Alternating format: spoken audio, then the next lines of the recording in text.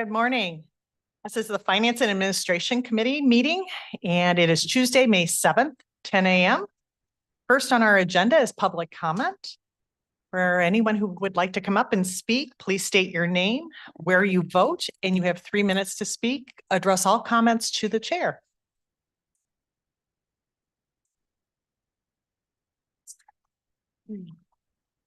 I'll start. Good morning. Good morning. My name is Betsy Ludwig. I live in Chester Township, which is where we vote, and I'm president of the Crockery Lake Association. Crockery Lake is a 108-acre all-natural spring-fed lake located in the chimney of Ottawa County. The lake has 4 tributaries and 1 outlet. My husband and I have lived on this lake since 2010, and in the 14 years that we have been riparians, we have seen a steady decline in the quality of the lake water. We get massive runoffs from the fields and road drains whenever we have a rain event. Some septic tanks are old, and we understand this internal loading is part of the lake problem. The phosphorus and nitrate levels in Crockery Lake are dangerously high, causing almost chronic algae in the lake. Clarity is 2 to 5 feet, and the dissolved oxygen is depleted at 7.5 feet. Our board is proactive in treating weeds and algae, and we have tried every available chemical to remediate this pea soup algae every summer. We want a clean and healthy lake.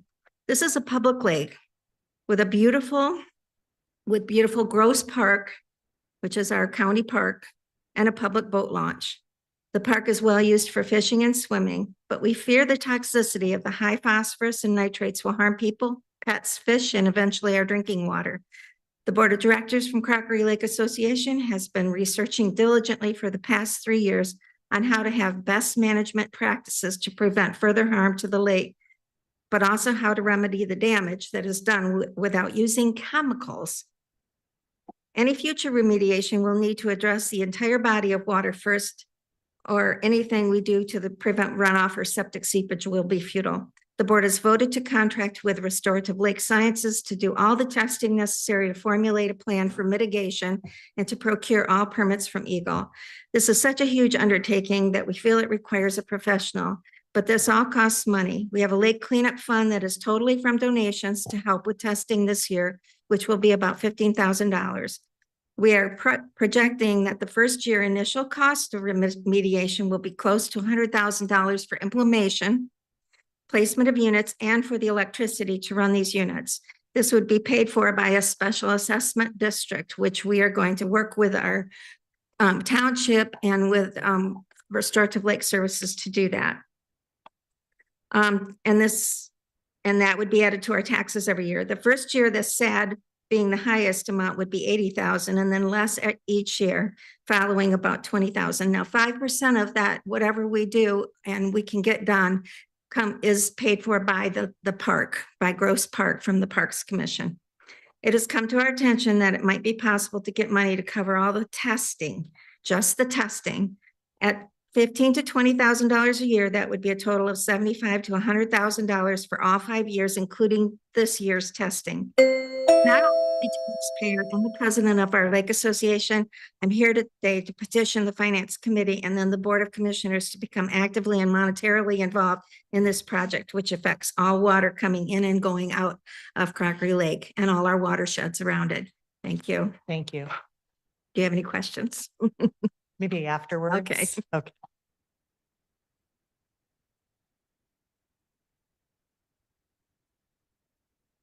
Good morning. Good morning. My name is Paula Humphrey. I am also on the Crockery Lake Association Board of Directors. I live at 2700 Van Dyke in Conklin. Chester Township is my voting precinct. We live on Crockery Lake, and it's that little notch of Ottawa County, and so we are not a part of Mosquito County. It's interesting to think, why was our county platted the way it was? Why didn't they notch it, or why did it get notched? And I'm thinking it's because the lake feeds directly into Lake Michigan and travels entirely through Ottawa County. They say the squeaky wheel gets the grease, and I'm here to be a squeaky wheel. We have lived on Crockery Lake for 18 years. Other than our tax monies that are collected by the lake residents for weed and algae treatment, Other known county improvements are to Grosse Park itself and to the boat launch. Several years ago, we did have a dredging initiative, and that money was dispersed throughout the watershed that contributes to Crockery Lake. So not just the lake residents paid for that initiative. As residents, we are not an HOA. And so you do not have to belong to Crockery Lake Association. And it's only $35. This year it went up to $40, but you do not have to belong to the association. And so it is not an HOA. And Rick and I ourselves have invested $40,000 into the Chester drain out of our personal finances. And we maintain a seawall in the Chester drain. As Betsy mentioned, we do have a report. It's currently on our website from 1995, indicating how high our phosphate levels were, our phosphorus levels were 30 years ago. And since then, in January of 2023, we had a feasibility study. I have a copy of it with me. It's also on our website, and it shows how the lake has declined. And then the fall study that was done was covered by our SID, part of it, and we are using these studies to apply for a permit through EGLE. And as Betsy mentioned, we have to have 4 studies, and once those studies are accumulated, then we'd be able to apply for that permit. Our lake is sick and we need help, and it's part of Ottawa County, and we would like to request funds being dispersed to Crockery Lake. Thank you. Thank you.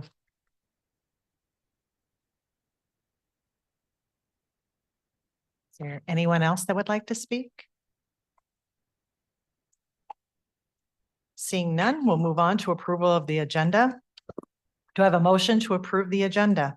So moved. Second. Is there any discussion? All those in favor, please say aye. Aye. Opposed, same sign. Motion passes. Next is the consent resolution. The item on the consent resolution is approval of the minutes from April 2nd, 2024, Finance and Administration Committee meeting. Do I have a motion? So moved. Support. Is there any discussion? Seeing none, all those in favor, please say aye. Aye. Opposed, same sign. Next is our agenda and action request items. Number 1 is statement of review. The motion is to approve the statement of review. Do I have a motion? I'll make that motion. Second. Is there discussion? Since this involves dollars, we have to go to a roll call vote. Mr. Belknap, Yes. Mrs. Curran, Yes. Mr. Moss, Yes. Mrs. Wenzel, Yes. Ms. Cosby. Yes. Motion passes. Thank you. Moving on to action item 2, it's accounts payable for March 25th, 2024 through April 19th, 2024.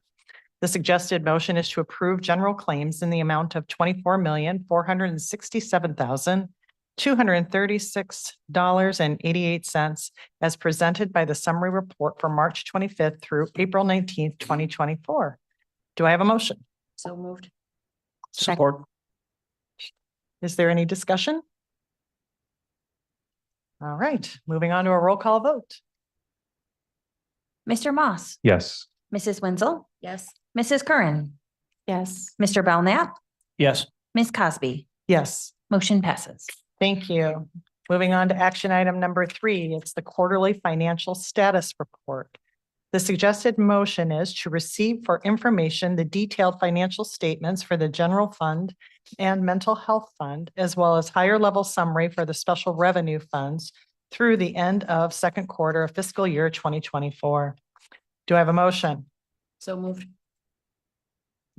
Second. In discussion, do we want Karen to come on up?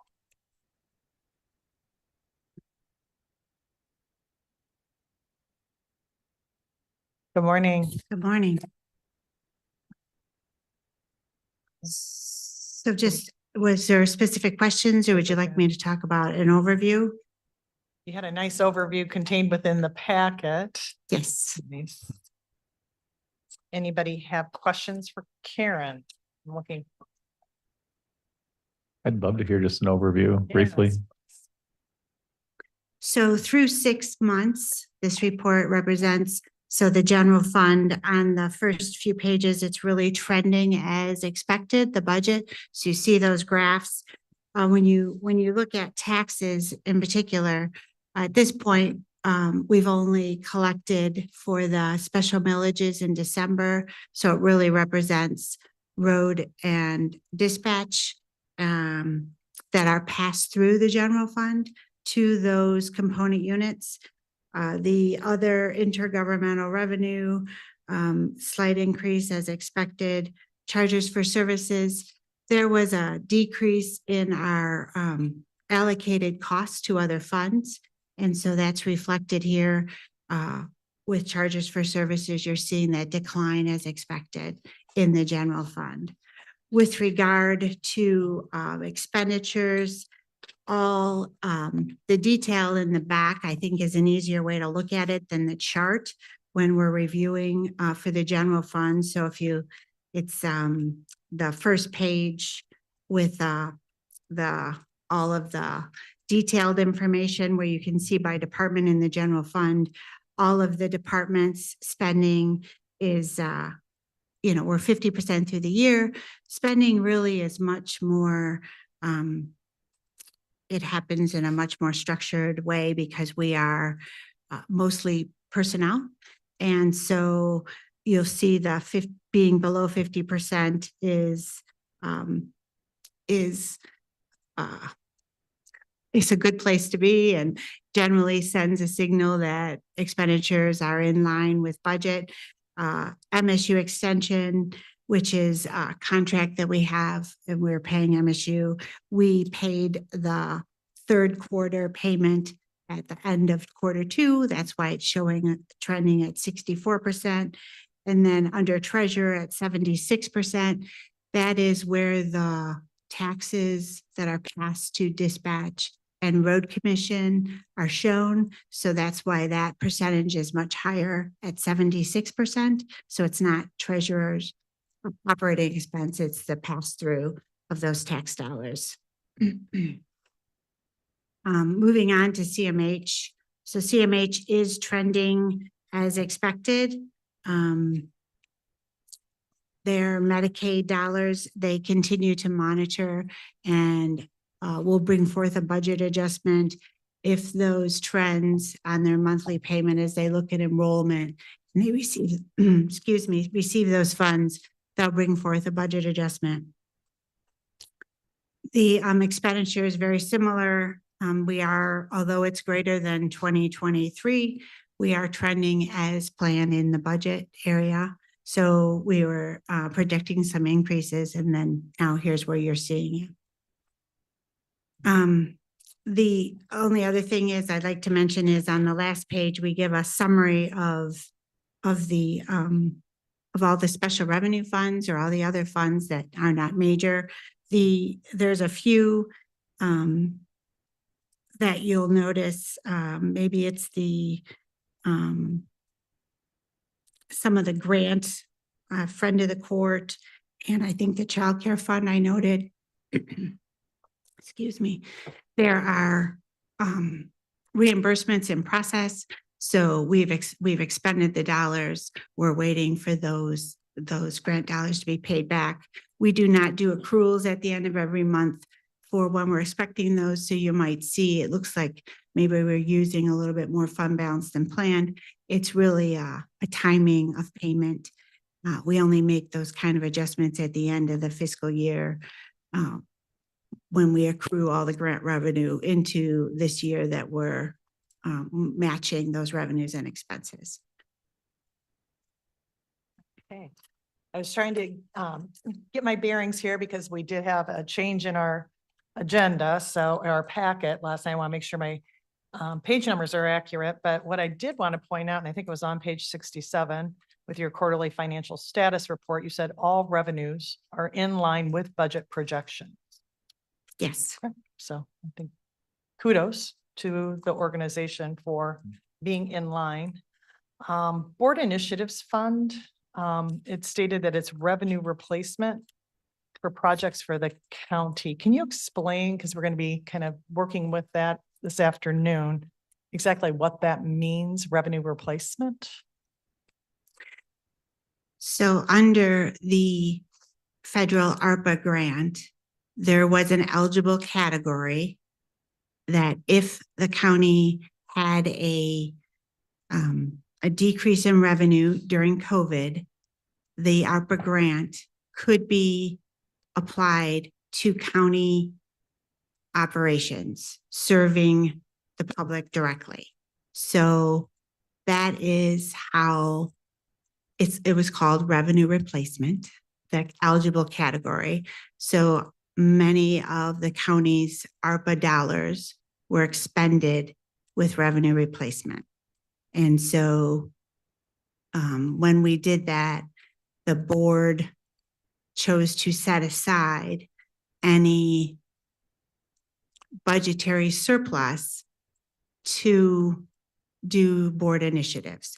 So when we are saying revenue replacement, we're really saying under the ARPA grant, we expended them under the eligible category of revenue replacement, and budgetary savings were set aside by the board as committed dollars in the board initiatives fund.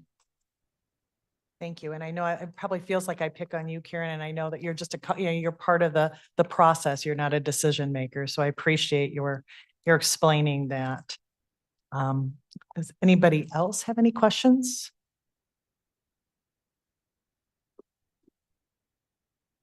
Great. I do want to talk about building usage audit though. So I saw rental income and facilities manager. John, do you know where we're at as far as the selection process for a new facilities manager? We're hoping to get that wrapped up soon. We reopened it. We had some other candidates put in that we were interviewing, but hopefully within this next week, we should actually have a decision made and get someone appointed. Okay, because during the budgeting process last year for fiscal year 2024, we were talking about taking a look since, COVID kind of changed the way that we worked. It's like, are we using all the space that we have that we're paying for maintenance? Are there rental opportunities? And so one of the things that I had asked about was maybe doing a building usage audit.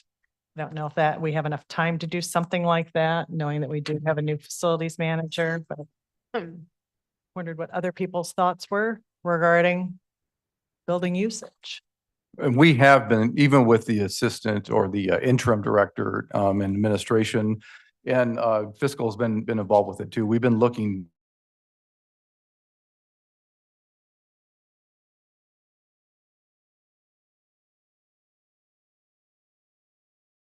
making sure we have a plan so that we're not moving 2 or 3 times trying to maximize space and just getting the moves done is in one move and not having to do it 2 or 3 times. But it is currently being looked at, and there are some space issues with the capital improvement program that we're doing. Perfect. So you feel like we could handle that internally and not have to ask for an outside organization to do the work?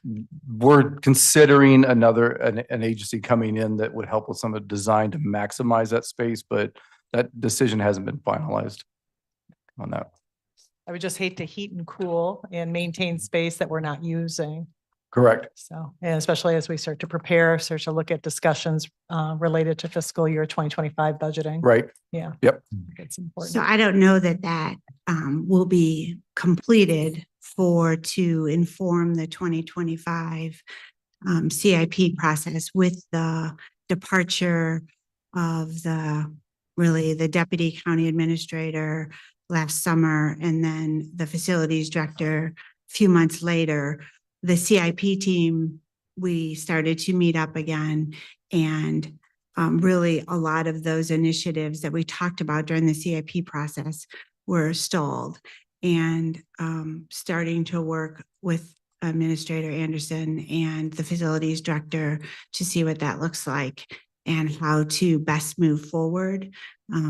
we are looking at potentially a contract with an architect and engineering firm because we've received so many requests for space adjustments and changes. And as things move around with the opening of the Family Justice Center, I think it highlights this even more in certain areas.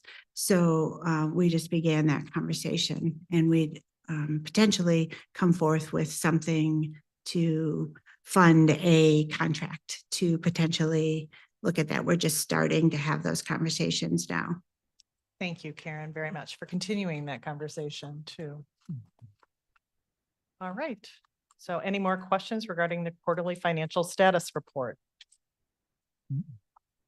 Nope, seeing none.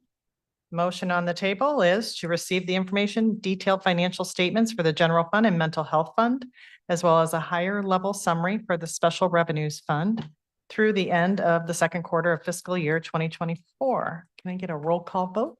Thank you, Mrs. Karen. Wenzel, Yes. Mr. Moss, Yes.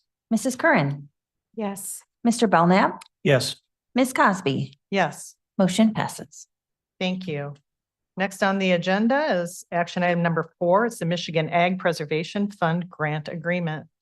The suggested motion is to recommend and forward to the Board of Commissioners a grant agreement in the amount of $205,971 with the Michigan Department of Agriculture and Rural Development for the purchase of an agricultural conservation easement. Do I have a motion? So moved. Second. All right, is there a discussion? Do you want Becky to come up and talk, or? I'd love to hear more. All right, Yeah. Becky, would you mind coming up? Yeah, good morning. Good morning. The purchase agreement for this particular property in question was passed in November. This is just one of the pieces to the puzzle. In November, when we passed that purchase agreement for the Rash property in Chester Township, there was language in there that allows the county administrator to sign off on all documents related to that project going forward. But since we had the time and since the administrator is quite new, I just put it through the board for signature. So just as a recap, it's 74.32 acres in Chester Township that we selected. It was awarded funding through MDARD. We're pursuing additional funding and securing that, and expect to close probably later this year on the Rash property that's been in their family since the 1850s. Just beautiful orchard ground. It'll be the first orchard that we preserve through our program. So I'm really excited to have this one on the books. So I'll take any questions if you have any. Commissioner Moss. Yeah, thank you. Just wondering MDARD's role. I know there's a lot of puzzle pieces when these things are put together, so I just was curious on that. What their role is in terms of easement terms going forward, or funding, or just Funding and Well, and how they, yeah. because they kind of support these, right? Yeah, so Yeah. so super briefly, the Department of Ag used to directly fund easements through the Department of Ag and landowners. That was a long time ago. They stopped doing that and then had a program that was through local qualified programs like ours. Then there wasn't any funding for that for a decade or so. Now there is funding again, beginning back in 2019. So they now fund easement projects across the state, but there has to be a local program in place like ours. There's about 24 local programs. Not all of them function, but there's about 24 of us. So we apply for that funding. It's a competitive process, 1,000-point scale. The Rash property scored the highest of all of the applications that they had in the state this year. So it was funded. So then what happens when we go to close on that easement, MDARD will have some specific terms, they're fairly limited, but some specific terms and language included in the deed that have to be followed. Generally speaking, everything that MDARD is going to require already follows what we require and what federal funders might require. But they provide those terms. We include those in the easement. And then they have a right to enforce should we fall down on the job in monitoring, or should there be a need for compliance or enforcement on the property and we don't do it, they have a right to step in and do it and protect their investment. So that's kind of the short version of their role. Makes sense. Do we know how much funding has been made available? Like, it restarted in 2019. Are they just kind of starting to trickle funds into this long term? Did they? It's been 2 million every year since they started again in 2019. That hasn't been increased. There's 3 different revenue streams that go into that. And I couldn't tell you the details and have it come out exactly right. There is some from PA 116 relinquishments that go into that. There's a budget piece that goes into that. There's one other piece that I don't recall. I would love to see that bucket increased, but there are other things I think that program needs to do. Also, they need to increase engagement with local programs, to expand the footprint where they can serve, to help local communities even be able to apply for the funding. I think there's a lot of room for growth in that program. Not that you're asking my opinion on the state's program, but that's my opinion. No, I kind of am. Yeah, it's great. The funding has been fairly stagnant since they at 2 million, which we totally appreciate. And it's helped a lot of programs. Yeah. But I think they could invest more and deploy more funds and for easements pretty easily. So I guess I'm wondering, do we know the why? Like, so 2 million is statewide is pretty small. So why are they doing it at such a small amount? It means it's hyper competitive with 24 different locals.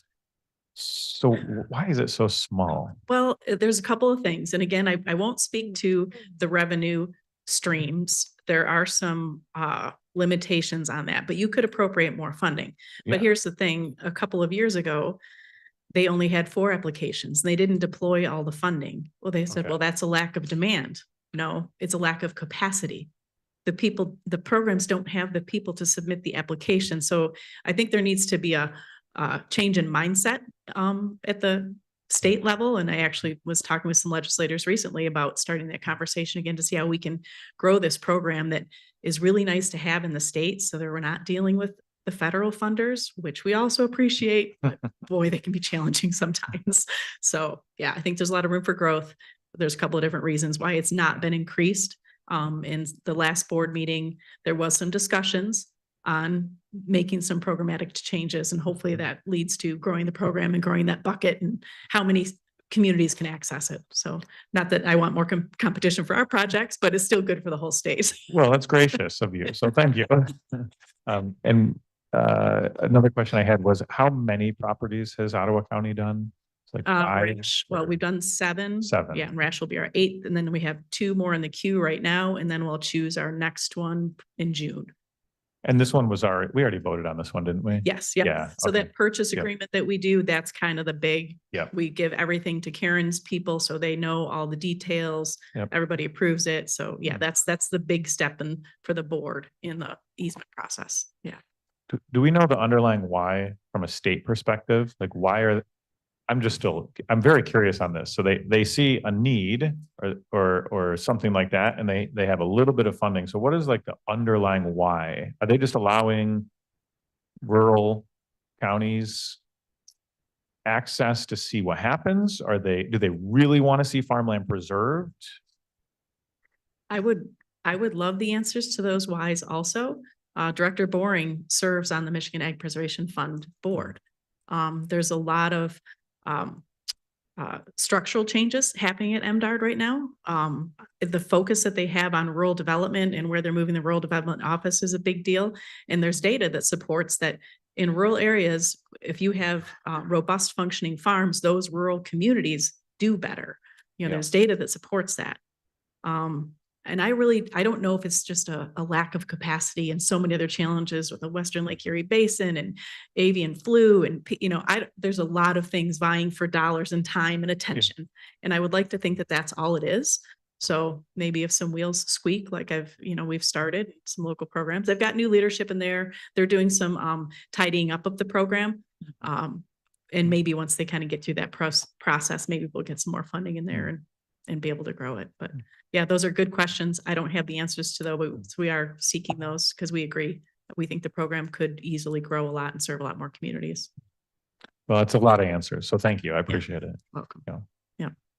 And it does sound like you have a voice at the table. You've found your voice or who you Well, need to speak to. We're To pretty affect fortunate here in Ottawa changes. County that we have legislators that have a farming background. A lot of communities don't have that. They have no idea. Their legislators have never been on a farm. So I think we in Ottawa County often take it for granted that we have legislators that understand agriculture. That's a big benefit Oh, to our community. Yeah. absolutely. Yeah. Mr. Victory in Merrimack. Yes. Yep. Yes. Yes. That's who I was sitting with.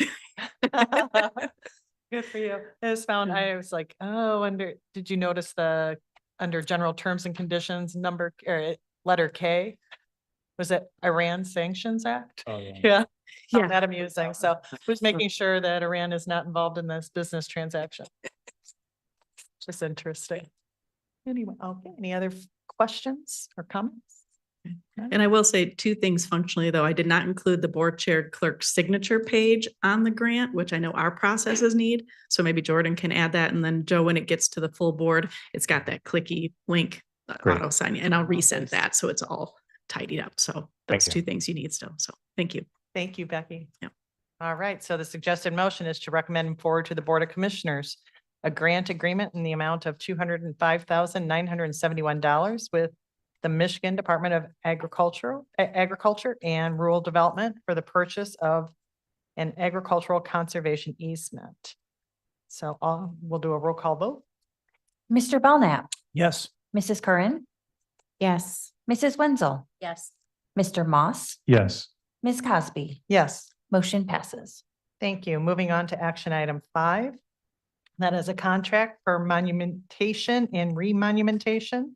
The suggested motion is to sign the contract between Ottawa County and True Line Surveying PC for services under the monumentation remonumentation program. Do I have a motion? So moved. Support.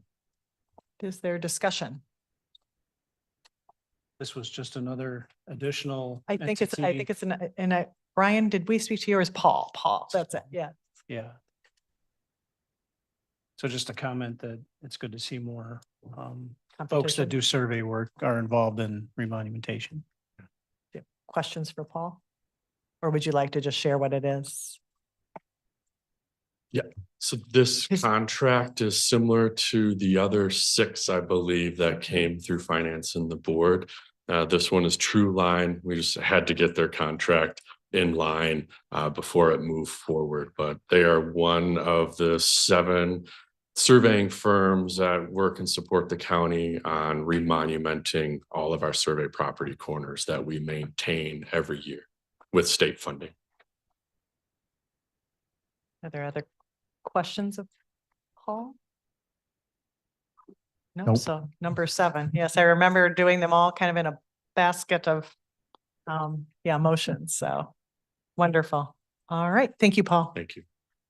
All right. So the suggested motion is to sign the contract between Ottawa County and True Line Surveying PC for services under the monumentation and remonumentation program.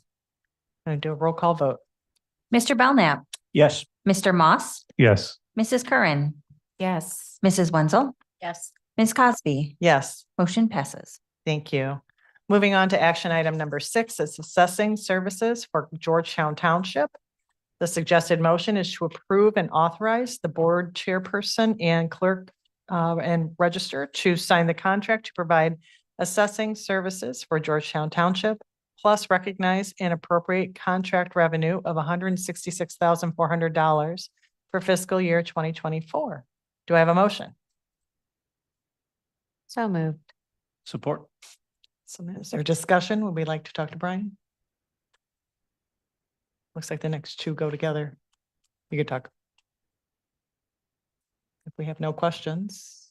I don't really have any questions, although is this a big, I'd love to, I guess I have one question. Okay, right. Is this a big change, Brian? Is it a big change? Yeah, for Georgetown. Is this new? Yes, this is new. Yeah, I would say this is probably pretty substantial, both for them and for us. Yeah. The In a good way. I would say from my perspective, it's in a good way. Hopefully for everybody, it's in a good way. Yeah. Yep. Yep. I'll give a quick explanation just as a background to this. The burden of assessment administration lies on the local units. It's the cities and the townships that have to provide that service. And Georgetown has provided that service to their community for, well, forever. One of the things that assessors need to do in order to sign a roll is they have to meet certification requirements through the state.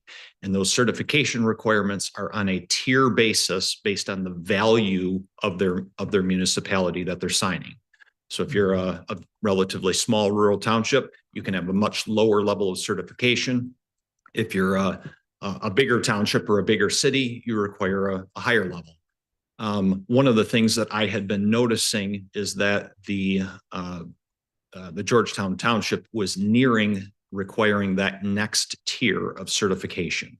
And that's something I kind of monitor all of the municipalities in Ottawa County. So I brought this to their attention that they were nearing that threshold and that their assessor would need to be certified at that next level. I notified them quite early in the process. I think I had given them about a 3-year notice between when I thought they would need the next level and where they were currently at. That kind of set a number of things in motion within the township because their current assessor, who was a very good assessor, was not interested in pursuing that next tier of certification. So they knew they were going to need another assessor. They had tried to promote from within to get somebody to pursue that, and that option did not work. They then posted the position and they got a couple of applicants. They ended up hiring somebody, but that option did not work out for them. And then they tried posting it again and got 0 applicants. And they just said, you know what, we're kind of out of options here. What options do we have? And I had just said, well, this is a service that we provide to all of our municipalities, that we offer it to them, because we don't want any of our municipalities to make a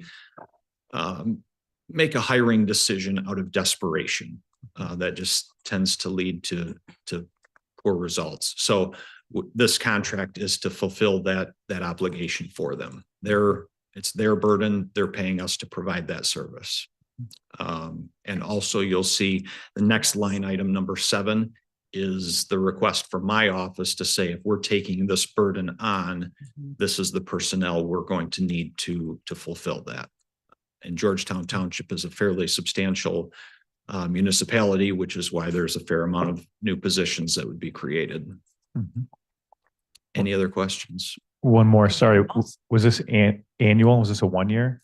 This is a 4-year 4-year, contract. okay. We typically will do a 3-year contract renewal for all of our municipalities, but because this was nearing that renewal cycle, we just said, we don't really want to do a 1-year contract, hire all of these people on, and then if it doesn't renew, we have a problem. Right. So we had just said, let's do 4 years. That gives us enough time to get everything going. So that's the reason for the 4-year. So thank you for that. And then thanks to Georgetown for agreeing. That's great. Yeah. And they've already agreed and passed this, right? Correct. Yep. This has gone through their finance and their board has also approved it. Once the local municipality approves it, then we present it to you guys. Great. Thank you for watching out for them as well. Yeah. Question for you. How many other municipalities are you providing this service for? Do you know? This will be the 6th. The So we 6th? currently do 5. This will be the 6th. One thing I would mention though, is that this will more than double our assessing division. Georgetown Township, at least on a parcel count basis, is in itself larger than the other 5 units. So Georgetown's a substantial unit. Are there other questions? And while we have Brian up here, any questions related to action item number 7, which is a staffing requirement? All right. Thank you, Brian. Thank you. Right. So the motion is to approve and authorize the board chairperson, clerk register to sign the contract and provide assessing services for Georgetown Township, plus recognize and appropriate the contract revenue of $166,400 for fiscal year 2024. Do a roll call vote. Mr. Belknap, Yes. Mr. Moss, Yes. Mrs. Wenzel, Yes. Mrs. Curran, Yes. Ms. Cosby, Yes. motion passes. Thank you. Moving on to action item 7, it's equalization personnel request to fulfill the Georgetown Township Assessment Agreement. The suggested motion is to approve and forward to the Board of Commissioners the request from Equalization to add 1.0 FTE for Assistant Assessor and 1.0 FTE Appraiser 1 positions, 2.3 FTE Appraiser 2 positions, and 1.0 FTE Abstract/Index Clerk at a cost of $418,168 to be funded by the assessing agreement with Georgetown Township. Do I have a motion? So moved. Support. Is there a discussion? I have a question. Sure. Kendra? I know when I was at that meeting, a couple of people had asked where this position was posted. and nobody had any idea if it was posted, where it was posted, that last time. So I just wondered if you had any information on that? Sure. I too was at that meeting. Mhm. There were people that knew, but they were not asked. So I would be happy to provide that information. They posted it on their township website. They also posted it through the Michigan Assessors Association, Okay, which if you're looking to hire an assessor, that's where you go. okay. I know if they had asked the general question, but nobody answered, so I was just curious about that. Yeah. Okay. Yeah. Thank you. Any other questions? All right, seeing none, I'll go through this one more time. Equalization, the request is for equalization personnel request to fulfill Georgetown Township Assessment Agreement. The motion is to approve and forward to the Board of Commissioners the request from Equalization to add 1.0 FTE Assistant Assessor, 1.0 FTE Appraiser 1 positions, 2.3 FTE Appraiser 2 positions, and 1.0 FTE Abstract Index Clerk at a cost of $418,000 and $18,196. Sorry, $418,196 to be funded by the assessing agreement with Georgetown Township. And go for a roll call vote. Mr. Moss, Yes. Mrs. Curran, Yes. Mrs. Wenzel, Yes. Mr. Belknap, Yes. Ms. Cosby, Yes. motion passes. Next on the agenda is action item 8 is a project support specialist pay grade change. Suggested motion is to approve and forward to the Board of Commissioners the request from the Department of Strategic Impact to increase the pay grade for the project support specialist from a pay grade 4 to a pay grade 6 at a cost of $8,016. Do I have a motion? So moved. Support. And is there discussion? I'd like to. Paul, come on up. Thank you. Yes, sir. Commissioner Moss?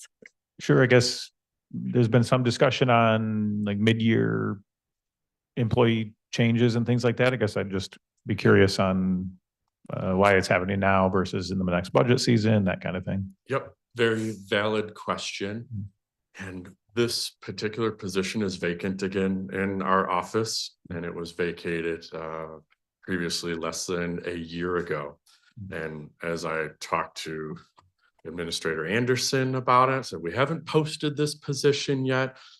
What's the opportunity to try and get some stability for a position that provides some integral support services for our department?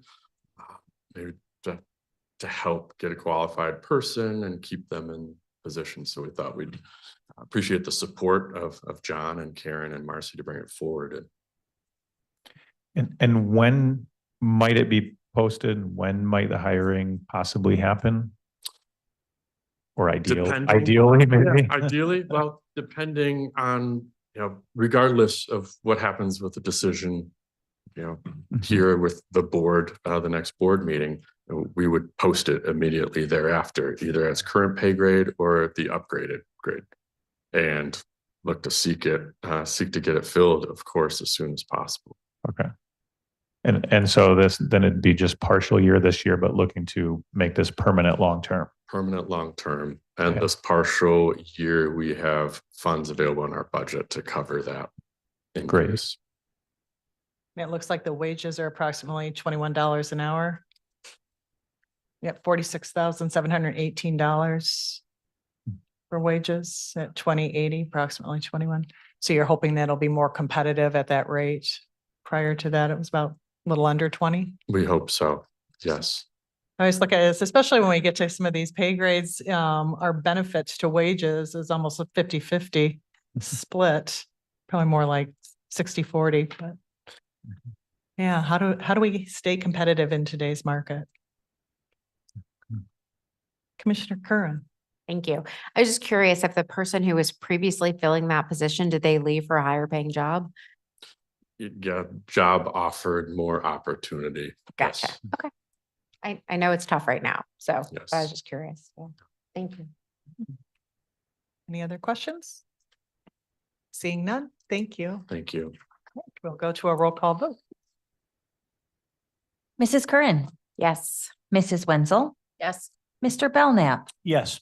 Mr. Moss, Yes. Ms. Cosby, Yes. motion passes. Thank you.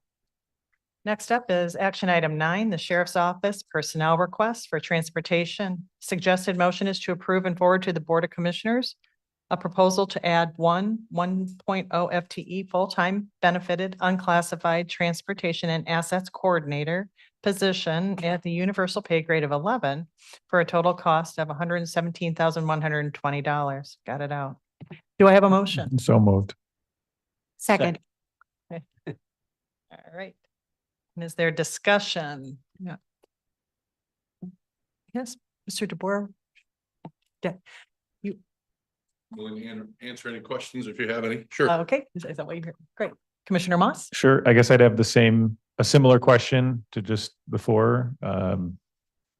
Could this be included in the next annual budget? Does Sure. it So- need to be done now? That kind of thing. Sure. So the timing on this had to do with the retirement of Captain Vanderploeg. Captain Vanderploeg's position was that of administrative captain. And the lion's share of this position was in his purview. With his retirement and our need to kind of give a little bit more thought on what can be done by police and what can be done by civilians, given the police shortage nationwide we're starting to come back from, and our ability to hire at the speed we need to hire and train at what we need to train at. The thought process was to do it now so that instead of making that position, putting someone in that position only to take it from them in 3 or 4 months, would be to get it started now so that we can put that person in place, reevaluate what we want that captain's position to do, while taking those strengths and weaknesses of applicants into that position. Does that make sense? It does, yes. So really the funding is there. We've had a retirement. This is a change for the future.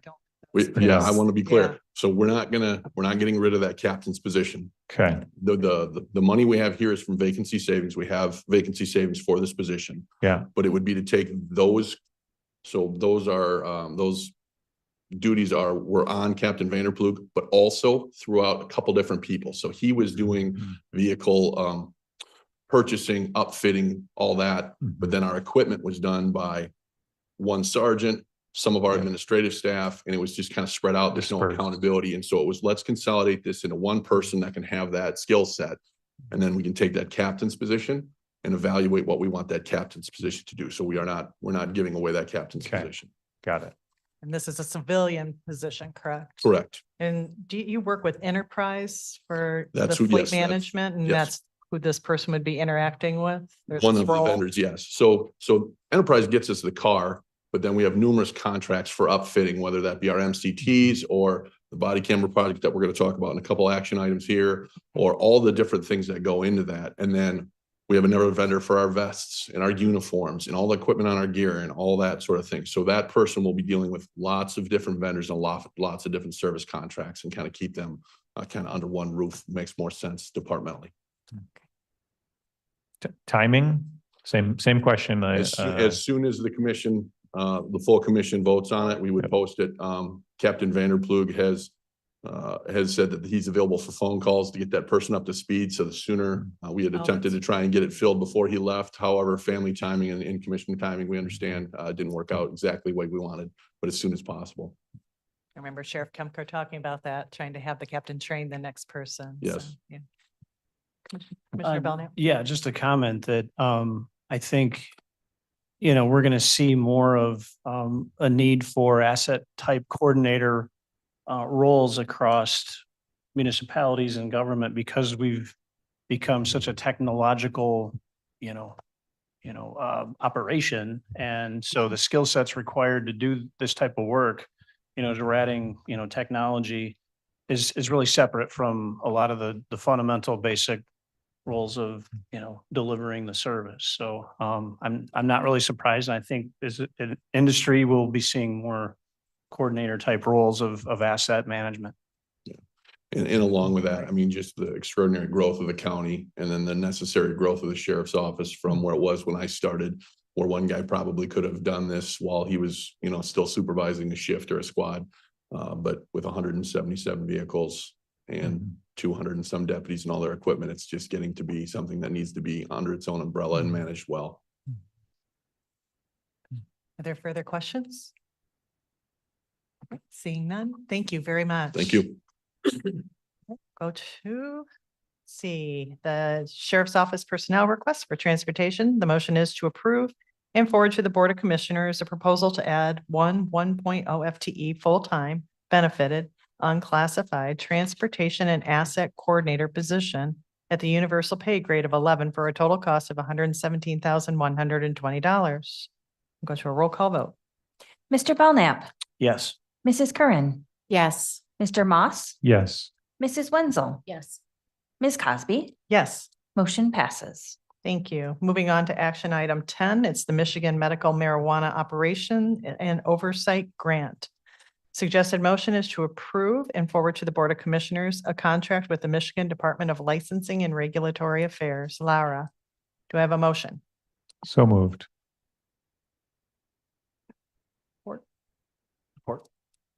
All right. Do we have any discussion? Is there anybody from the Health Department? Hi there. Good morning. I'm Tim Finley. I'm a health educator with public health. I'm more than happy to answer any questions you might have. Nice to meet you. And your name again? Hey, I'm sorry. Tim Finley. Tim Finley. Thank you. Commissioner Moss. Yeah. Hi, Tim. Thanks for being here. So I went through, looked like a lot of what this is going to target is trying to get vape detection into maybe 10 plus schools in Ottawa. Yes, sir. That's correct. Yeah. And can you kind of share more about how you're working or coordinating with the SROs? Sure. We try to meet with them at least quarterly through the schools. We offer them a lot of our programming.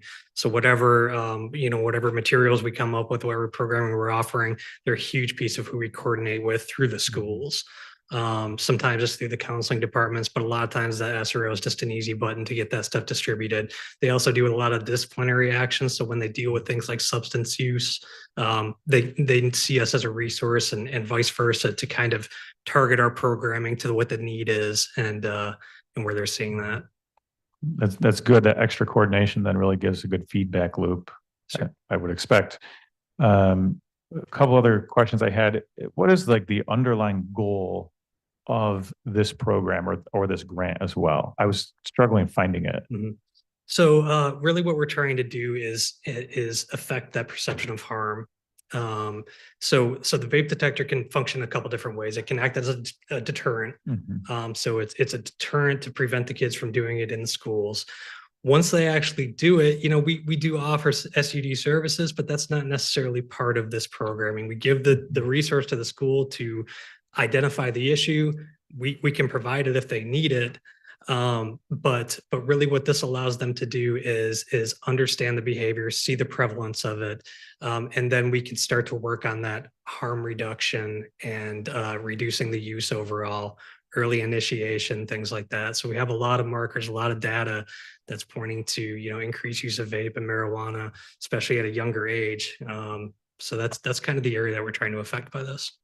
So then to summarize, it's really looking to stop the use of vape and marijuana, especially in, underage kids. Absolutely. So yeah, reduce the use and then increase the perception of harm through the education, because we are doing a big education piece, kind of a two-pronged approach there. Yeah. Okay. And so can you go back to the interaction in the schools? So you guys do you have direct interaction in the schools or you're providing resources and they're handling it? We provide the resources. Okay. Okay.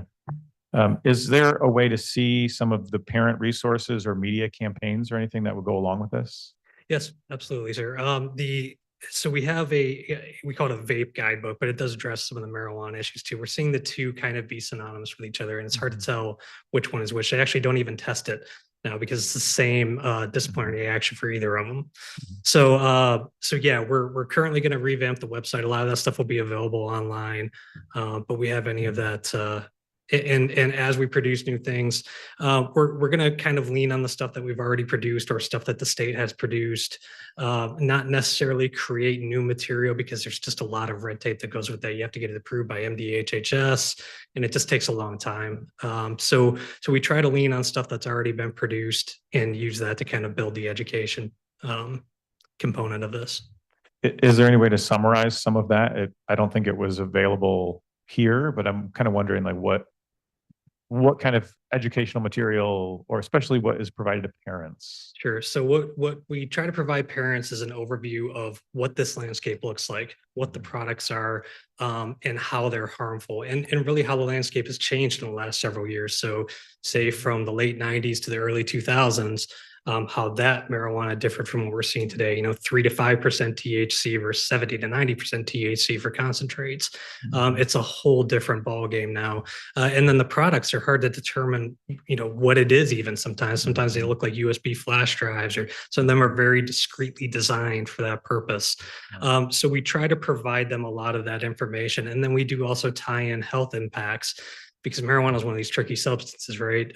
If you go from THC to CBD, one that is praised for health benefits very widely, right, versus THC. So we talk about, brain development being the big thing with youth, and how that's going to affect them, and what long-term issues they might see. So really just providing the parents with the talking points to have that discussion with their children.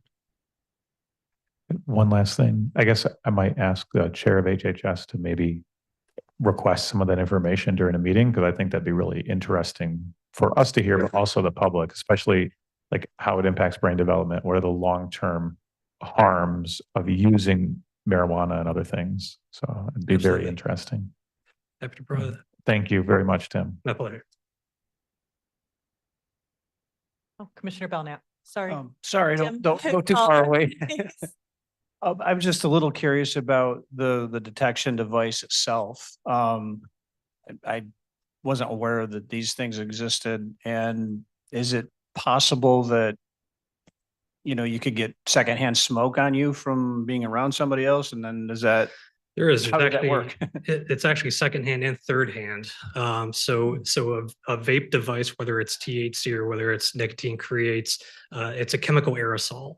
So basically that aerosol, just like spray paint or hairspray, when you exhale that, the chemicals that are inside can settle onto a surface.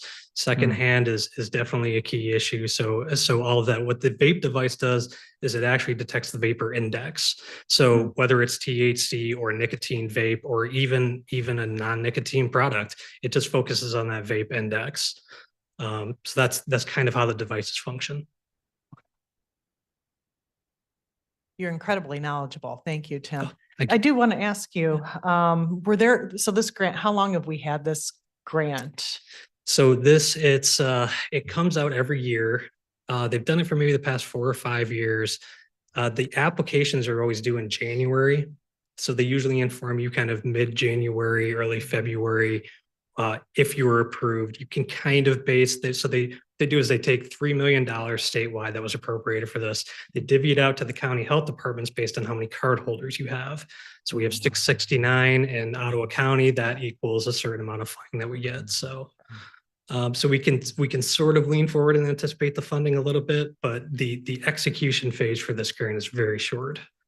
So that's one of the challenges with this. Sure. And so we've got like an assessment process. I heard you say we're collecting data. Have we set goals, like a percentage, like even looking at your card holders, so users to, like percentage impacted, or even percentage identified? Sure. And then A lot of the goals, we sort of lump this in with our overall SUD program. Okay. So we look at some of the data sources that we do have from, say, the CDC or National Institute of Health, or the AS survey for local data to kind of gauge that. And then we interact with a lot of folks from the school, SROs, to see it, to validate that that's really what we're seeing in this area. And so we do make goals based off that. So for instance, reducing the perception of harm, or reducing use of initiation, or age of use. And then, users over, say, the past 30 days, who consistently uses in the past 30 days. We've taken all those metrics and we set a goal that's really on kind of a 4 or 5 year cycle, but we look at that data every time we have it available. And if we see the need for it, we can, put out new surveys and try to gauge that, but it's a tough one. Oh, So. absolutely. Are the interventions working, or are they not? It sounds like they're working in some areas and it really is dependent on the substance. So for instance, we've seen alcohol decrease. We've seen cigarettes decrease. We're seeing vape increase. We're seeing marijuana increase. So it's like it's a changing landscape. What we've seen increase is the lack of the perception of harm.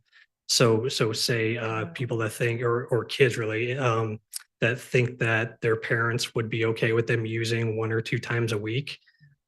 Those numbers are pretty scary to begin with, and a lot of those are increasing.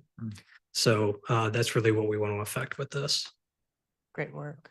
Commissioner Moss, one more. Just one. Could you please send over the parent resources or media information? I'd like to see that before next week, if that's all right. Yeah, absolutely. That'd Will do. Be great. Yeah. Thank you. I would love to see a copy of that too. Yeah, absolutely. Very valuable. Appreciate it. Great. Are we done? Great. We can let Tim sit down. Super. All right. Thank you, Tim. Thank you.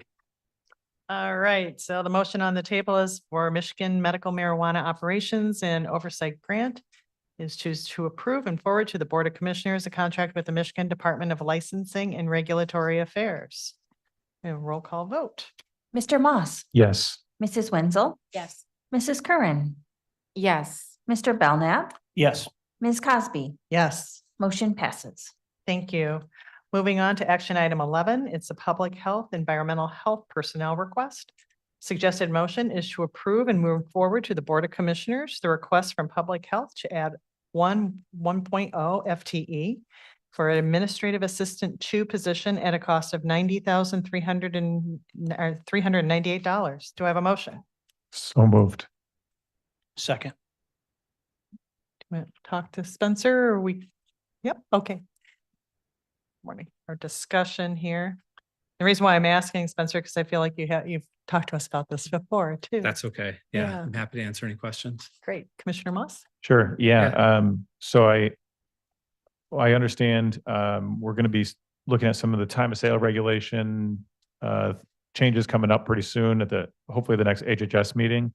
And I was talking with administrator and he said part of the reason why this is important is to add additional administrative capacity into the department. So no matter what happens with regulations, whether there's more interaction with third parties or other changes that occur, that we continue to build the administrative support underneath. So I really appreciate that from him and from you.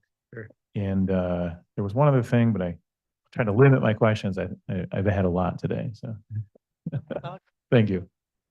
I can just briefly, if I may, we received additional essential local public health service funds from Eagle for the well and septic program and food safety specifically this year. That's why I sat down with the supervisors who are here to kind of evaluate where we could get the most bang for those dollars for all of environmental health. And part of it is some oversight for our current clerical support staff that we have that man the front counter. They need some backup and support. We often find ourselves short staffed there. So this will provide a little bit of administrative support for the frontline people that are answering phones and people walking up to apply for services to have backup and support there, which we've often lacked in the past. Also just general FOIAs and all the things that come with that front facing clerical support position, support to attend our various meetings and hearings and take minutes and help us create agendas. We can't really pull from those people that are sitting up front or there's no one there to answer the phone. So it's always just been kind of a thing. And with this additional state funding, we think this is a small way that we can support kind of all the work that's happening in environmental health. So. Excellent. Any other questions? You think it'll help improve well permit turnaround times? Certainly help with, any administrative support position I think will help with data collection and things like that so that we can track some of those things. I was actually thinking as Paul was speaking at the last meeting about the water supply issues, we're evaluating how to better track that. And this is another thing that a support person could help us implement some of these changes and emerging issues in Ottawa County too. So we're definitely going to be looking at every angle there. So. Forward thinking. Yeah. Absolutely. All right. I think all questions are answered or asked and answered. Great. Thank you, Spencer. Okay. Thank you. So public health, environmental health personnel requests. The suggested motion is to approve and move forward to the Board of Commissioners the request from public health to add 1.0 FTE administrative assistant 2 position at a cost of $90,398. Roll call vote on that one. Mrs. Wenzel, Yes. Mr. Moss, Yes. Mrs. Curran, Yes. Mr. Belknap, Yes. Ms. Cosby, Yes. motion passes. Thank you. Moving on to action item 12, it's mosquito and tick surveillance grant. The suggested motion is to approve and forward to the Board of Commissioners a contract with the National Association of County and City Health Officials. Do I have a motion? So moved. Second. Any discussion. This was one that was added a little bit late, actually 6:39 last night. I'm not highly prepped. Might be a good thing. I got a presentation for it. I didn't go Great, over thank everything. you. So, yeah, I can run through this and then you guys can answer questions after. Thank you. Yeah, I'm Drew Shaw. I'm the onsite supervisor. So we oversee our vector surveillance program right now. So we recently got approval to for this grant funding from NACCHO. And with this, it is, there we go.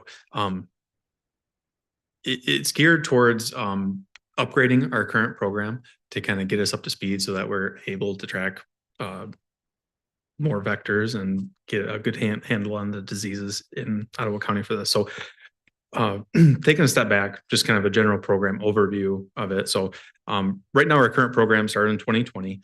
We're currently doing tick drags and mosquito surveillance. And with the tick drags, we're targeting Lyme disease. And with the mosquito traps, we are targeting the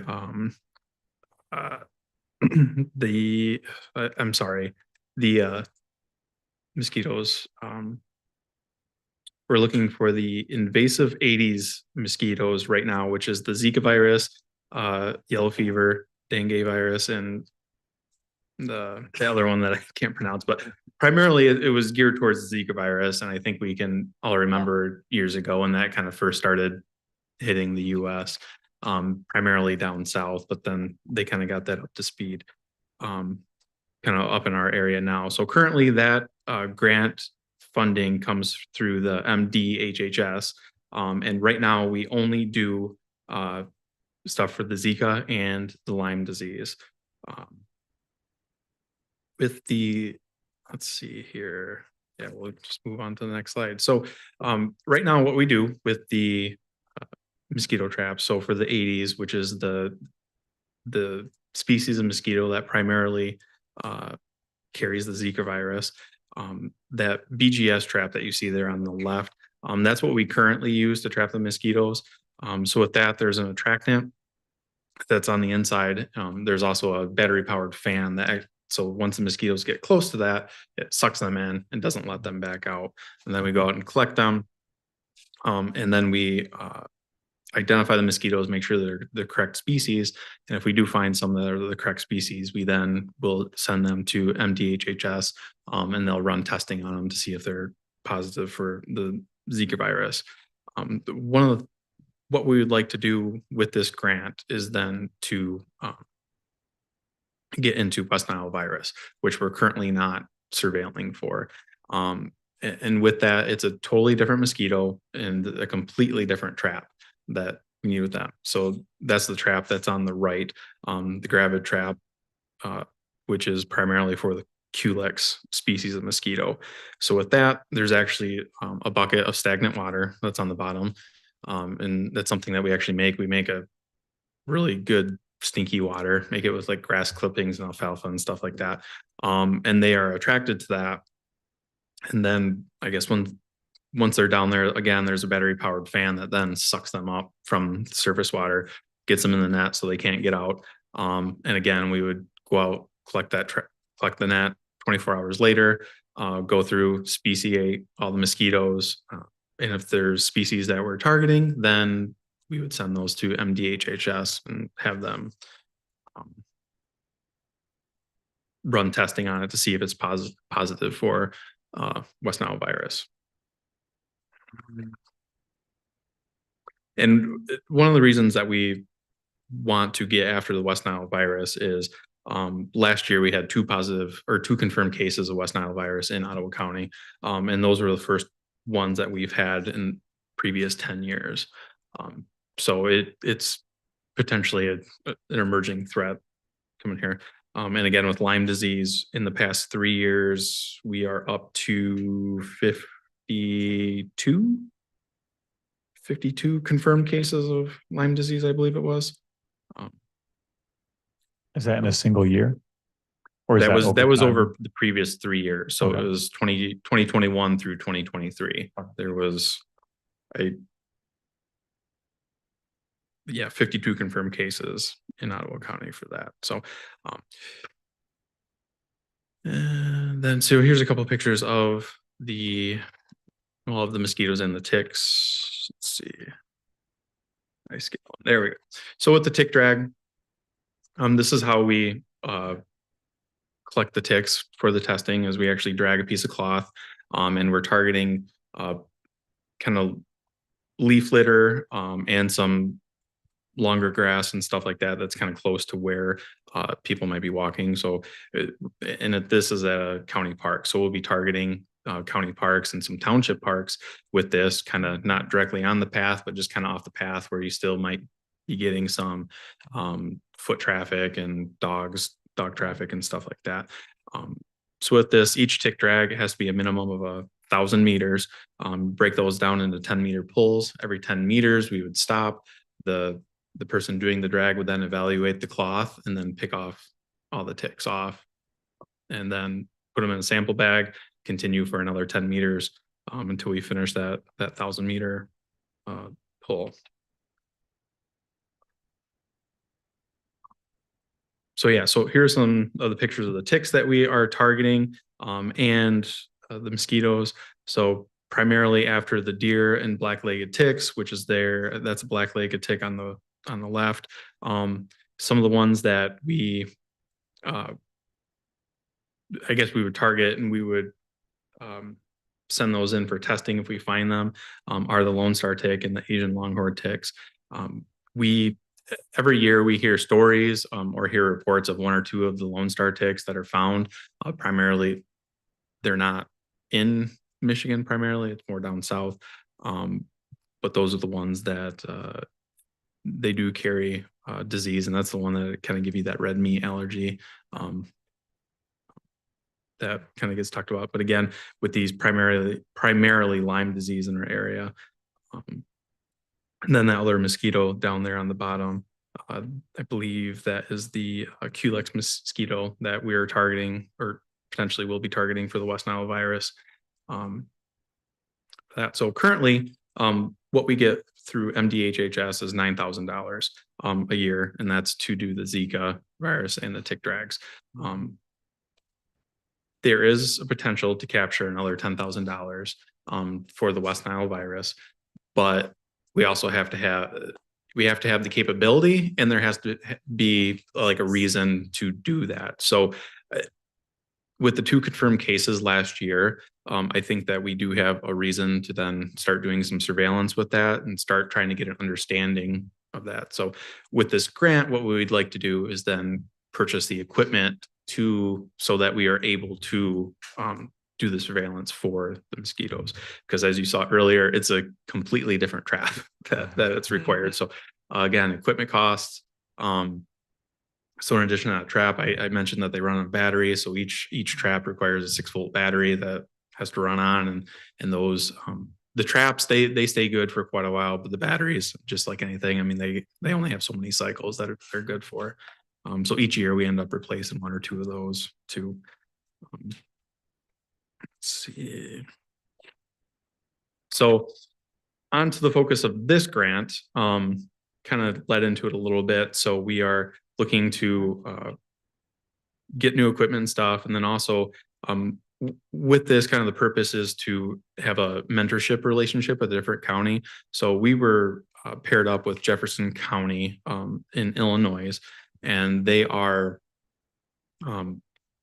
experts in the field. They've been doing this for years and years and years, and have been a great resource. We've had a few meetings with them already. But they, you know, that they've been telling us like, hey, this is how you brew the stinky water. These are the kind of traps you need. These are good areas to target. So it's a good resource. Kind of the initial mentorship program was, the funding was to kind of do some actual visits. So we would actually send a staff member down there to visit them, see what they're doing. Then they would kind of do the reverse, come up here and do that. But given kind of the late award notice that we received, we're not going to be able to do that. So it would strictly be virtual visits for us for this until this funding ends, which it expires July 31st of this year. And it's a one time too. It's not a renewing thing or something that would be available in the future. We have started collaborating with our EPI team. So we do have focused zip codes that we're going to be targeting. So the 2 zip codes that had the West Nile virus cases last year, we're going to be targeting those. And then also with the Lyme disease, we're after kind of the highest density of the reported Lyme disease cases that we're going to be targeting with the tick drags. And we're building partnerships with county parks, with township parks to get out there and actually do the surveillance at their locations and share those results with them. And then also another part of the staff or part of the grant too is we'd be buying handouts to hand to people. So people always see us doing the tick drags or out setting up the traps and stuff, and hey, what are you doing? And with this, we'd be able to give them like a little pamphlet and maybe some handouts. We were thinking mosquito dunks that they could take back home, and then those are used to treat surface water, so that way they don't have a breeding ground for the mosquitoes. Some, I think, insect repellent and tick removal tool. So yeah, it would be like a little like the pliers, tweezers to pick out the ticks. Yep. So, but yeah, that's kind of the gist of that. So any questions or concerns? Commissioner Belknap? So Drew, so the expectation we're going to see in county parks and township parks, some of these apparatuses are going to be gathering. I was just curious in terms of how many are kind of spread throughout the county. Yeah, so I think right now those BGS traps, we have about 10 of them. And with those West Nile, with the gravid traps, we hope to get about 10 of those as well. Right now, to fulfill our MDHHS grant requirements, we do have to set out 5 traps a week to do that through. I think with that, it usually starts around Memorial Day that we have to start doing that. And with those 5 traps, they have to be set out, and usually we change locations, so it's not the same 5 locations every week. We'll kind of go to one park one week or a different location. So more traps, more locations that we can have them out. So. And this is like you bring it, like say Monday morning it goes out, and then maybe Friday it gets moved to another location. Yeah, so they're there. So they have to be, so usually we would set those out in late afternoon. And then they would be out all night, and then we'd go back out I think late morning is when we have to go out and collect the trap, turn off the trap, collect the mosquitoes, and then we'd bring those back. I think then we put them in the freezer for a certain amount of time. And then after that, we speciate them. And then if we find the species that we're targeting, then we ship them out. So yeah, it's usually like I would say a 3-day process for us. And then obviously waiting for the results back from MDHHS on that. Do we have any protocols, I would imagine, with a lot of our employees, whether it's parks, sheriff's department? In the past, I know in my time in public works, there would be times we would have ticks in our work trucks and stuff. Do we collect those? Is there a protocol, or do we just kind of get rid of them? I didn't know if that was helpful, or I guess I don't know. I mean, I provide all of my staff with bug spray. We have it right in our mud room, so that way, if they want it, they can take it out with them.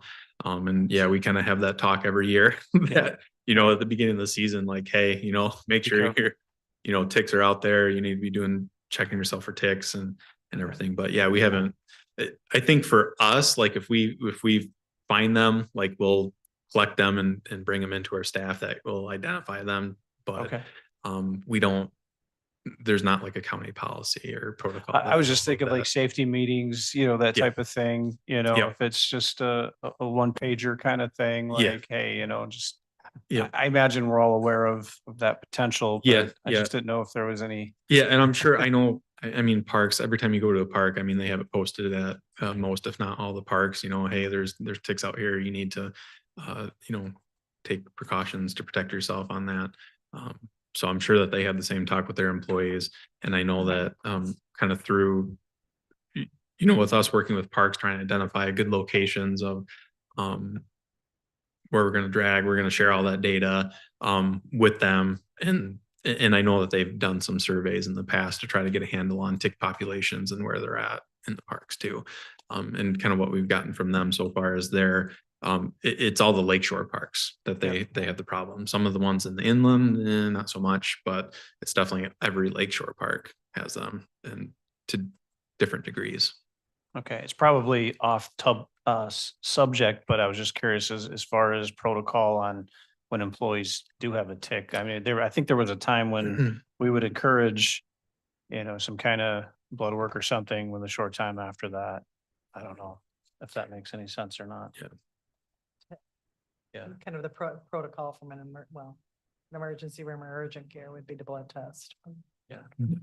I just imagine when you're out dragging and you're going to be seeing these things, just.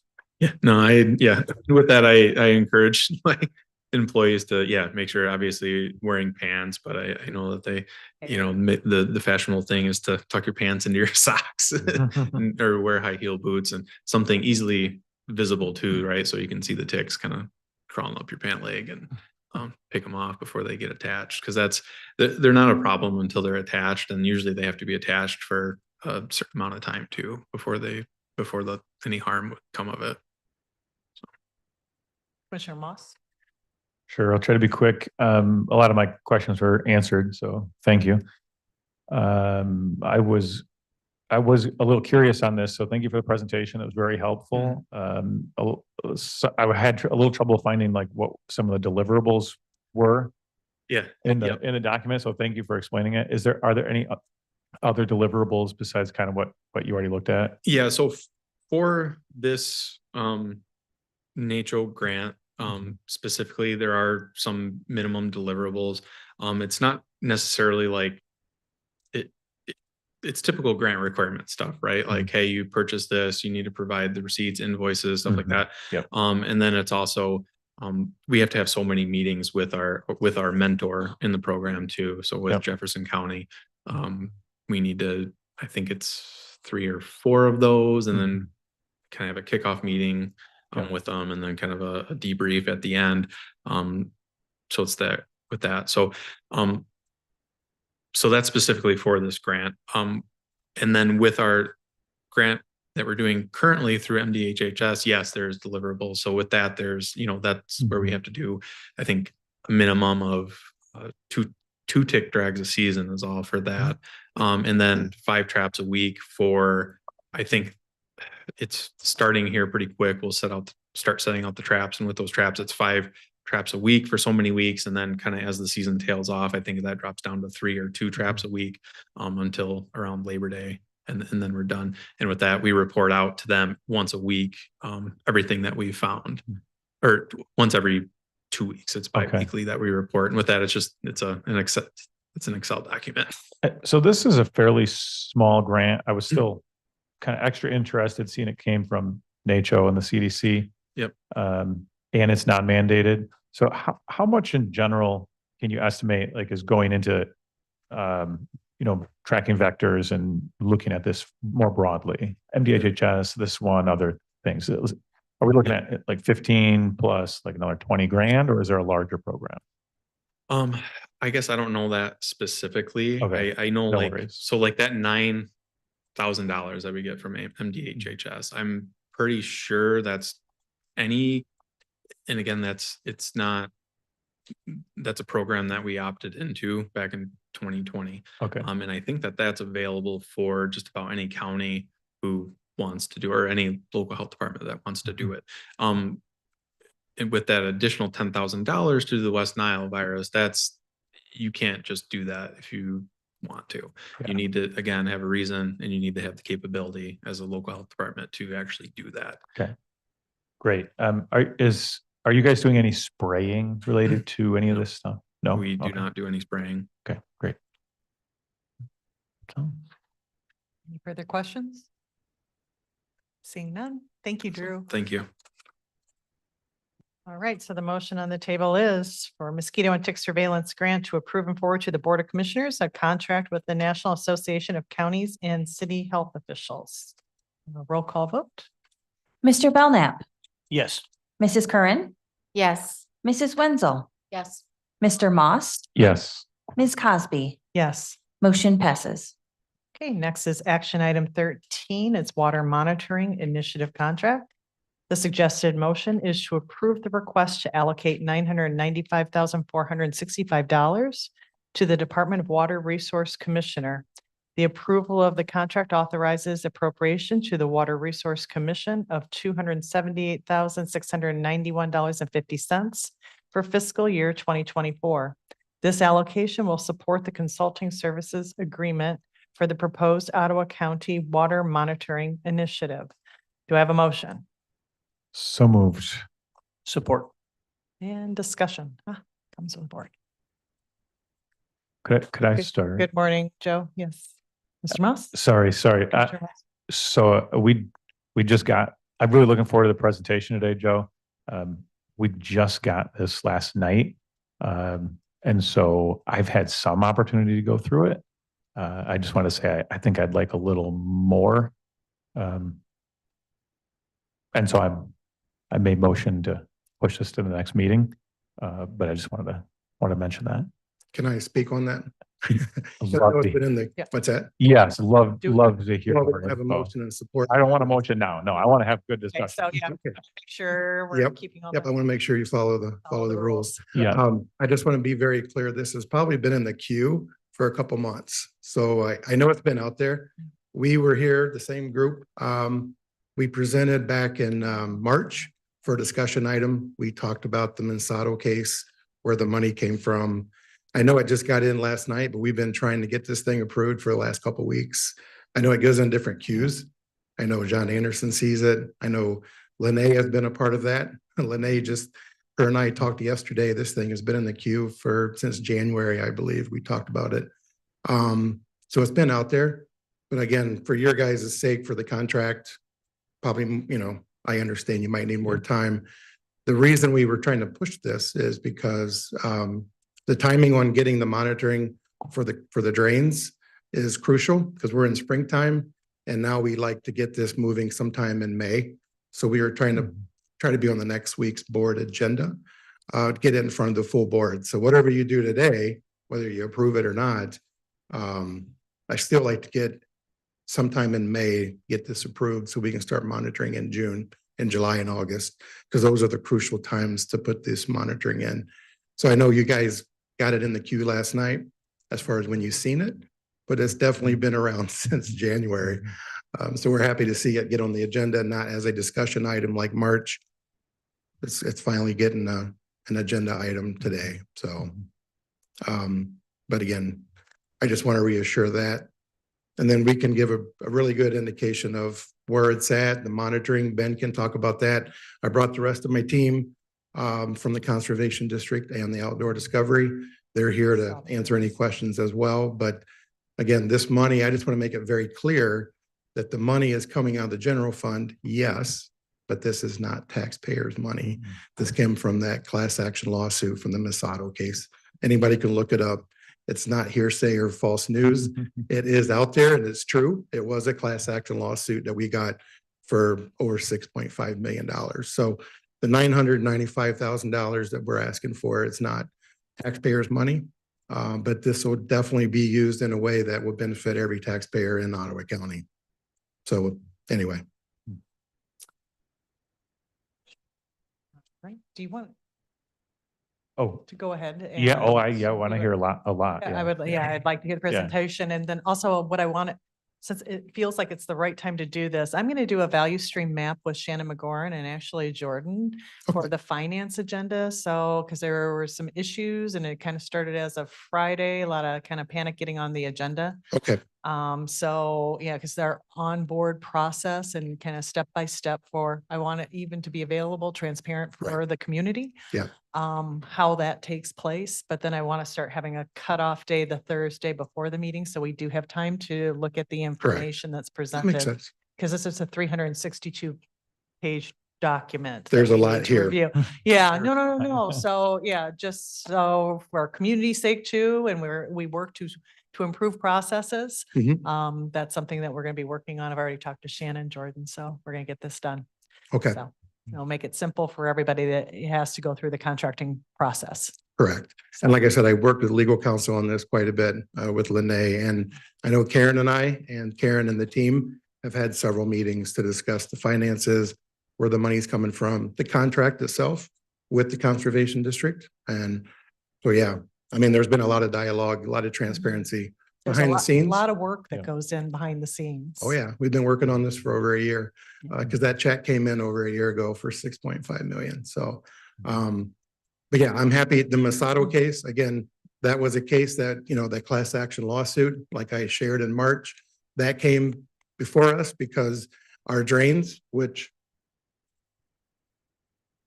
I don't know if you remember my handy dandy map before, but everybody lives in a watershed, and these are the drains that are impaired or have high TIMDLs or PCBs. And the reason we end up getting the money is because there's been testing in the past in these water courses, and there were deliverables from Eagle. So we did not test those certain sites or water bodies. They were handed by Eagle to the EPA, went to the EPA, somehow Ottawa County with these high numbers end up being in that class action lawsuit. And then the money that was awarded, I say awarded or finalized, that was awarded to Ottawa County to help monitor. There's one thing that the state doesn't do very well is hand out grants or money to do monitoring. They'll tell you they have impaired body of waters, but then they don't give the money. But they're happy to fix it, but then you got to get the data to collect. And that's what we're doing, is collecting the data to actually go before and get more grants to help the taxpayers of Ottawa County for water quality.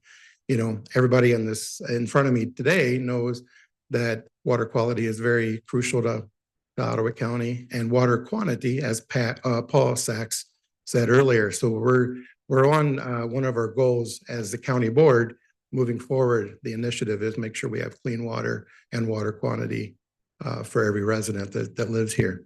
That being said, we got the Mosquito lawsuit. And again, it's I think everybody got the Mosquito kind of an overview of what it is. I know I handed that out back in March, and I handed it again. I did send a separate email yesterday morning and gave an attachment to every single thing about the opportunities that we can do with the contract and why the money was awarded to us. I know Joe might have a few questions, which is fine, or anybody. We're an open door policy and very transparent with what we're trying to do. We're not trying to point fingers. We're not trying to put red tape up or anything like that. We're trying to be awareness and collect data, because there's so much money that could be out there, but we can't get anything if we don't have the information, kind of like what Paul Sachs is doing, which Paul Sachs is actually working with the Conservation District as well on the ground monitoring program. So it's just, we're adding him into this because, and then just as Drew was up here and Spencer with environmental health, this all plays, we're all in this together to make Ottawa County better. So when we all do work well together. I'm happy to answer any questions. I mean, I could sit here and blah, blah, blah for a while, but I know Joe's got questions that are directly tied into either the contract, Conservation District, or the Mosquito case. But I just want to make it very clear, the Mosquito case is not a grant, so we don't pay it back. Right. And it's no red ties. It's not federal or state dollars, but it's definitely an opportunity to lead the state in a monitoring program that no other county does. So we're happy to lead the state of Michigan in this initiative. So Joe, go ahead. So that, yeah, the funds actually came from a corporation, right? Yes. Yeah, yeah. Yeah, this is nothing on the actual project itself. Okay. I was able to go through most of it, and it honestly looks really good. And like you're saying, is unique in the state, and would allow Ottawa to continue to lead Correct. in new areas. So I like that a lot. And has been in the works for what, probably over Yeah. almost a year. Over a year. Over a year, right? Looking at how to do this, and then just waiting to see, is there an opportunity? So that I like that too. And it getting on the agenda, last night, I totally get that. That happens, that happens all the time. Right. Things are trying to get through the queue. So no big deal. And I'm not blaming anybody. No, That yeah. queue on base, it can be a challenge. Right. Everybody's working hard. Known that. Yeah. Everybody's working hard on that. Yep. And thanks to legal and everybody else for really, getting it through. So one question I had, Yep. and I think I know the answer to this, but I want to ask it anyway. Mhm. Is there not an option to hire a county FTE? Can the county hire someone to do this work? That would be another employee, and I'm not sure Yeah. that's the best benefit Yep. because it's growing government as far as my department. Mhm. And then when it's done, what am I going to do with that FTE? Right. So I like to do a 5-year contract with the Conservation District, Yep. who is a local agency, and their prices and this is what they do every day. So I would rather not hire another FTE or another full-time staff person. Not that I can't use more staff. I could probably double my staff with the amount of work, because all the Right, people coming yeah. up here today for new FTEs. Mhm. Right. Yeah. I could add that. But I'm trying not to make government bigger. Yeah. I'm trying to use resources that are already here and available and Yep. contract it out. So most of these resources are going to go to a state organization, right? Conservation. Yeah, conservation district, a state Mm-hmm. level, and then some will go to a local nonprofit. Mhm. Okay. And is it minimum 5 years? Yeah, we got Rivka too. She's Oh, the yeah, executive yeah. Welcome. director of the Michigan Association of Conservation Districts. So Rivka, That Yeah. conservation districts in the state are the same thing. That's what I was kind of wondering a little bit. Okay. Conservation districts are a local unit of government. There are Okay. 75 conservation districts throughout the state. We're unique in a lot of ways. We run our own elections at conservation districts. Yep. All of our boards are 5-person elected boards in every single county. Okay. So there's a lot of autonomy and independence that comes with conservation district management. One of the nice things being that it's, a bipartisan unit of government that is there to service our communities regardless of what happens in Lansing, one way or the other. And so that provides a lot of consistency and stability for counties, and also allows us to respond to local needs and local conservation priorities in every single county. So that being said, Joe is absolutely correct. This would really put Ottawa County on the map in a very unique way. Water quality initiatives are a top priority throughout the state. And a lot of the attention often goes to the Western Lake Erie Basin. And obviously there are water issues throughout the state.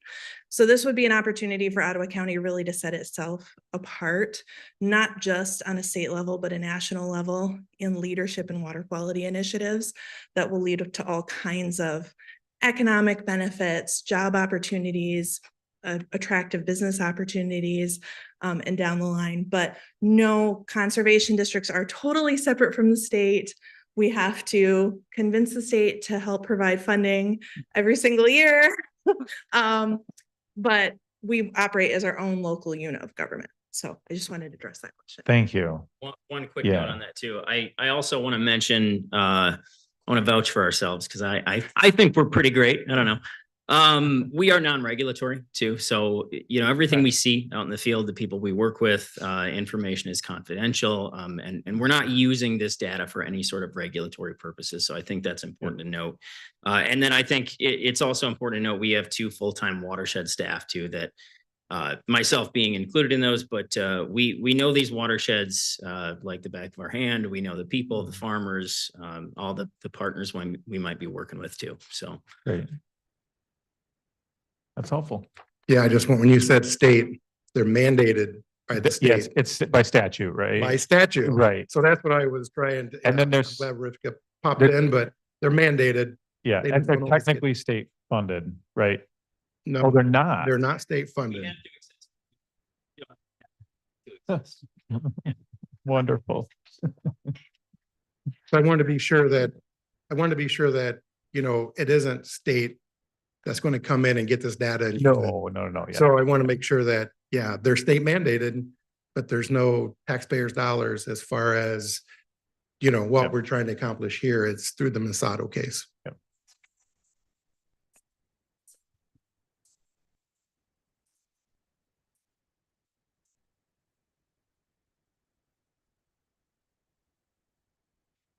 That's grant, private foundation for the wide variety of funding sources and different. But we don't, you're not state funded by any stretch. Got it.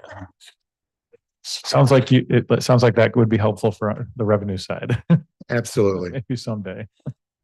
Okay, I'd love other comments, but the only other big question I have is, now that I can go through all of the detail, and after the conversation this morning on groundwater, I'm just wondering the highest and best use of $1 million. That's my big question. Mhm. I personally think that it would be good to have some of those discussions with strategic impact and with Paul, and say, like we were talking about infrastructure this morning. If we have infrastructure needs, this type of funding from this case could potentially go towards running infrastructure. So is this more important than running infrastructure in the future? If we get into a situation where the county and local units need to run infrastructure towards the center of the county, we're talking tens of millions or hundreds of millions, maybe. It just, it depends. So I just had a little bit of pause to say, I haven't had those conversations. I kind of would like to. Mhm. I welcome any feedback on that. Well, I know that Paul got $1 million from the state for the groundwater monitoring. We don't get any funding pretty much for the surface water monitoring. Mhm. So this is the other key part that, there is no other grants I can apply for. Yeah. And that money was really used for, the lawsuit money was really used for monitoring in these Mhm. watersheds and these water bodies. Yeah. So in my opinion, again, my opinion, as your countywide elected official in water quality, I Mhm. think that, it's under $1 million. I know the original motion was $1,020,000, but it was really $995 when we went back to the original agreement. Mhm.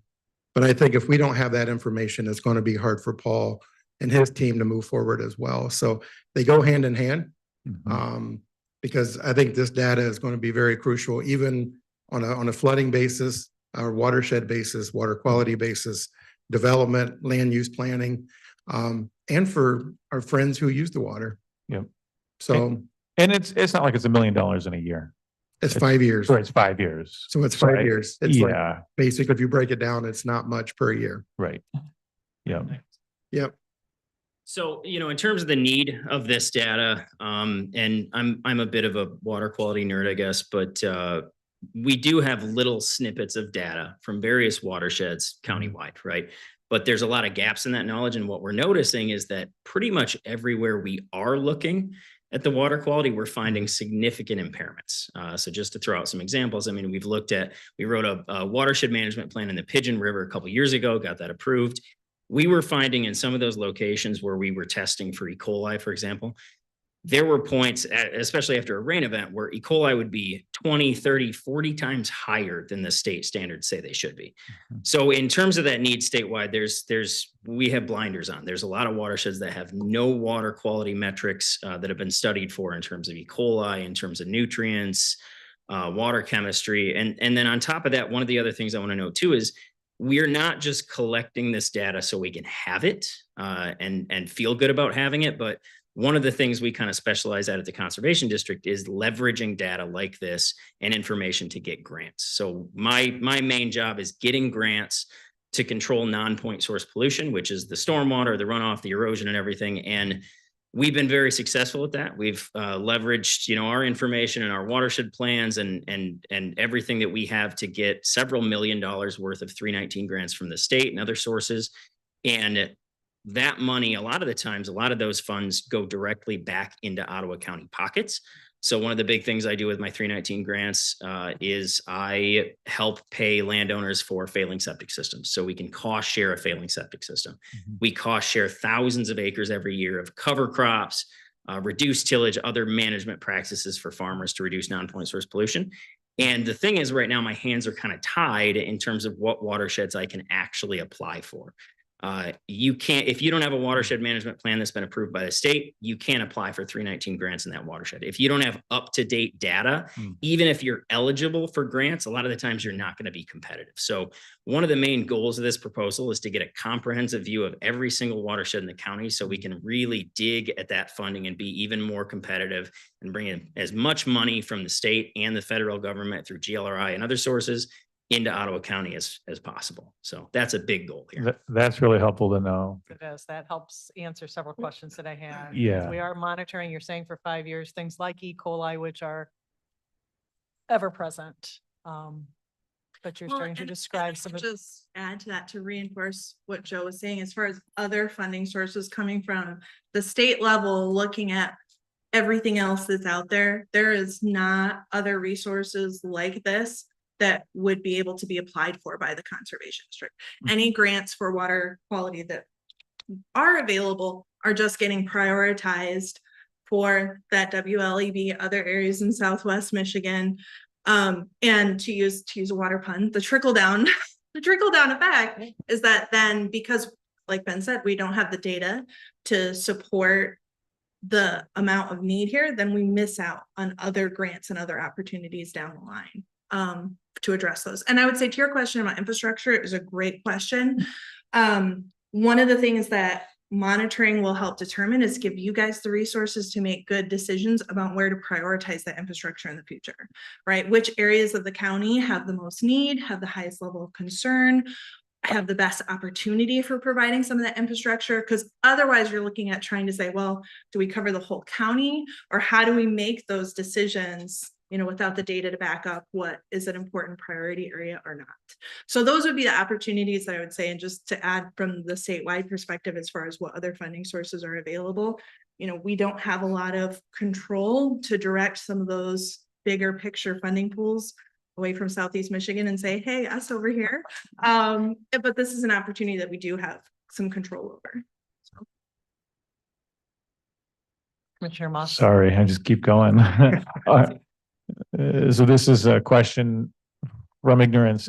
Are there other organizations? I'm assuming there's no other better local organizations to work with, but I'm just curious.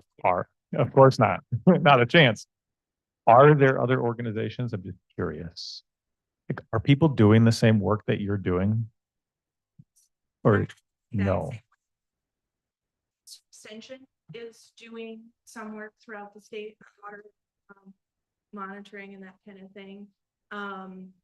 They would be the only other major one that's doing it in any significant way.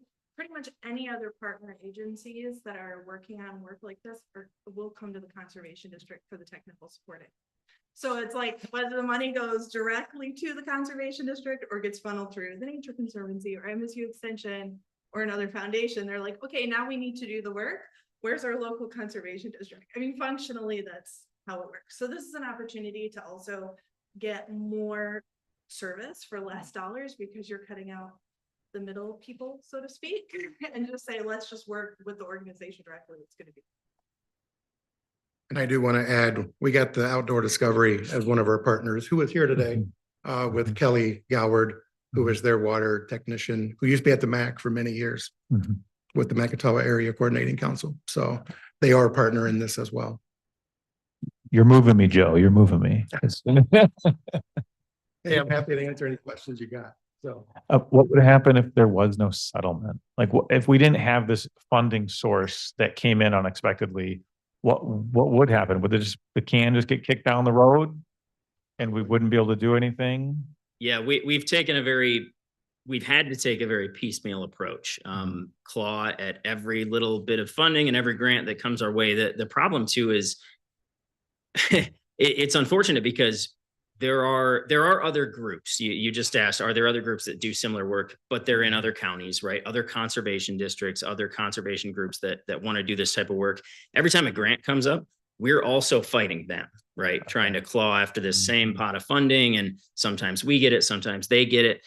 And, you know, if this settlement didn't come up, yeah, I mean, essentially we'd be looking at the next decade or so trying to find any bit of funding we could, so we could do maybe a round or two of testing in this watershed or that. We've had to apply to Eagle a couple of times for monitoring, to write a watershed management plan. But again, that's just one of our watersheds countywide. So. And unfortunately, when funding like this doesn't exist, what functionally happens is the priorities become the places where everything's already on fire. Right, where you already have significant impacts to health and public safety, where you're already having, now we're not testing water anymore, we're testing people, we're testing animals, we're testing crops, we're seeing outcomes in soil. Hopefully, if we can get ahead of it and address it at the source, we're not waiting until we have a whole bunch of sick people in our county to say, this is a priority. And I think the other one is remediation. I think that's a big question. What do you do when you find it? Well, that's where the grants are going to come in. That was my next question. I figured it was. And, you know, drain code, as I, you know, in my guest board, please read it. It's enjoyable. It's about this thick, but it's been around since 1956. It's complicated. Drain code does not allow me for water quality. It's always cleaning the drains, flood protection. There's a lot in there, but water quality in chapter 22 is kind of limited on what it can do. So when we do remediation, one of my goals is to again apply for those grants and then fix the problems. But we got to figure out the data first and collect that. But there is a lot of opportunities. We can't hit on how many times we're missing out because of the Lake Erie Basin is taking all the funding from the east side. And guess what? We're all paying that, because it's all of our taxpayers' money. So my goal is to bring it back to Ottawa County, keep it back to local. And I know every one of you up there knows that I'm about local control. Yep. And anything we can do to keep it back into our taxpayers' pocketbooks, if we could bring it back, because no matter who's paying for it, it does leave and goes to the east side of the state. I'm very proud to say that as an elected official, I like to make sure that we bring that investment back home to Ottawa County. Thank you. Any further questions? Commissioner Belknap. Is it safe to say that the Monsanto settlement is really a Monsanto contamination settlement? I mean, is it safe to say that? Okay. So part of, as I read through this information, there had to be some sort of measure to determine contamination, right? So in other words, what you're asking for is to continue monitoring contamination. I don't know that we ever get to the point to say we've isolated, you know, Monsanto's responsibility for this contamination. That's impossible. Right. But I do think that it would be a good use of some of this funding because there's no other source for it. Correct. And additionally, it's a little bit like you guys are kind of writing the requirements of what it is you're trying to accomplish. There's no one telling you that you have to approach it in this way. So local control, I think I like that. And the idea of stormwater, collection and treatment, maybe this is crazy, but I think someday in the future, we'll look at all the efforts of separating the sanitary and the storm. That may have been a mistake because eventually this stormwater is going to need to be treated as well. I know that's probably a whole nother separate conversation. you know, but in terms of, you know, the regionalized planning that goes into this and the, you know, best management practices of stormwater.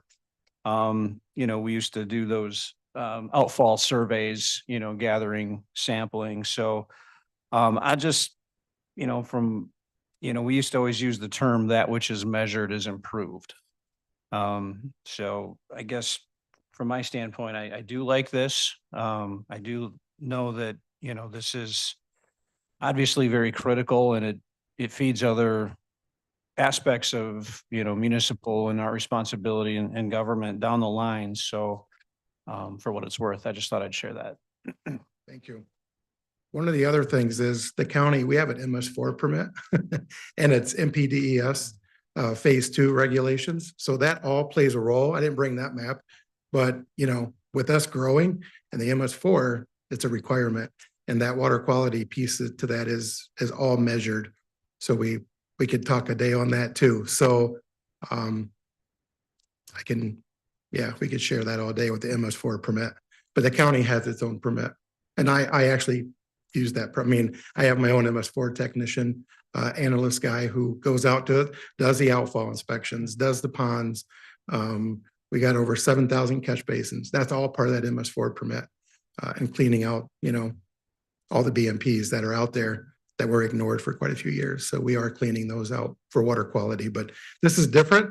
But again, the MS4 and phase 2 regulations all plays a role into the MPD or the TIMDOs and the PCBs. So that's all tied in together. Joe, as you're familiar with our groundwater board and a lot of the things we talk about, you know, we talk about potential solutions for, you know, what we're dealing with. You know, we have a hard time, you know, replenishing that deep aquifer, but it's the shallow aquifer. And I know we had conversations about, you know, water recycling, water reuse, those types of things. So would you say that this type of monitoring is just another aspect to help us in our conversations with the state on, you know, absolutely, how are we doing to, you know, recharge the aquifer, the shallow aquifer? Yep. And that's one of, we can hit on that all day too, because I've been trying to get legislation, working with legislators, working with Paul. I think this Friday is our morning legislator meeting. Eagle right now says, this is what they tell me, because I'm about water reuse. I like to, for these discharge points, one of them, I'm working with Fairlife with corporate. We might be off the charts on this thing if it goes into where it's going to be, but using that discharge water that's clean for agricultural purposes downstream and the drain. So I'm working with Fairlife even as of last week and yesterday with corporate saying, hey, we want to discharge clean water through the MPDS, through their MPDES permit. And then instead of going to the wastewater treatment plant, so they want to reuse that water for farmers downstream. So that recharge, we've been working on that and we've been trying to use development. We've been really, but again, Paul mentioned earlier in the planning, our geological area is tough and challenging on the aquifers and that clay layer. So recharge is one of my priorities. It always has been, but it's even becoming, like I said, when I talked to Eagle about recharge, you know, they like recharge, but when you talk about water reuse, one of them is Leprino. I love to use that water because it's going in the Grand River and they discharge a lot, millions of gallons of water a day. Why aren't we reusing that when it's clean enough for maybe non-human consumption, maybe in the boulevard down like Michigan Drive? I'm like, why aren't we irrigating that with that water instead of clean water? Those are things that the challenges that we have, but with this kind of monitoring, we can pick and choose what would work for water reuse. This is a benefit. It's just something I have to say out loud. So, and I appreciate quality of water, absolutely. But if we don't have a quantity of water necessary to support the 303,000 people, residents that live here, you know, we have a larger issue too. You know, I think these things run in parallel, but I don't hear a lot of strategy in around the infrastructure. And we lost water in our Northeast corridor or quadrant not all that long ago, I think in Allendale. So yeah, a long-term solution would be great. So knowing how the monitoring actually will impact the long-term solution for quantity of water would be beneficial. We sit on the fourth largest body of fresh water in the world. I struggle with why we have such a problem. Appreciate the aquifers, absolutely, in the wells, but it feels like there should be a long-term strategy in place, both at the state and federal level, not just local. Well, and I think to that point, that's where that data becomes so important in applying for other grants, other programs, other opportunities. Because I can tell you every single conversation that I have with legislators at the state and the federal level, with other partners, with foundation grants to say, why should we spend money on this? They want data, right? They're like, show me the data, show me the numbers. Where is the stand right now? What's the current quality issues? What have you already researched and tried? And when there are other locations that are farther ahead in that, it just means that we're not competitive in those grant applications. So No, data, data makes the world go round. But at a point, like when do you stop collecting and then when do you start to see an emergency? And that's a pumper truck going to a neighborhood, to provide water.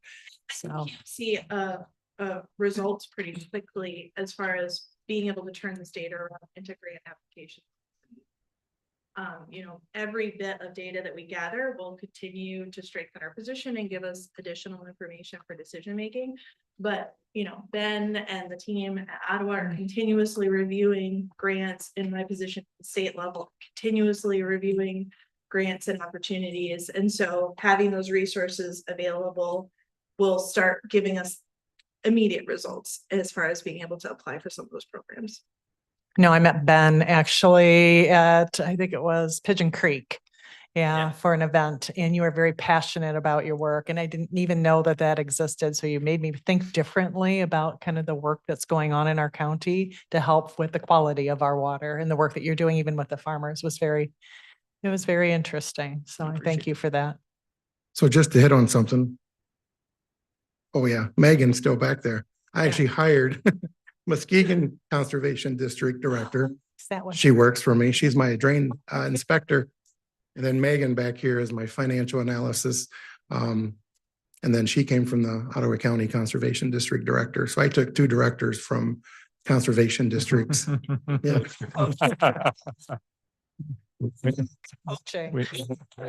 People laugh. I just post the jobs. Good for you. Just a quick note too, in terms of the monitoring that we're actually proposing, we're looking mostly at water quality, but we're also proposing looking at other things like ag tillage surveys, windshield surveys. A lot of what I've done in other grants and what I propose to do here too is we want to work with farmers to identify areas where we could look at things like 2-stage ditch for floodwater collection, infiltration of that water. We want to look at we want to help farmers identify areas where they can reuse water, where they can store water.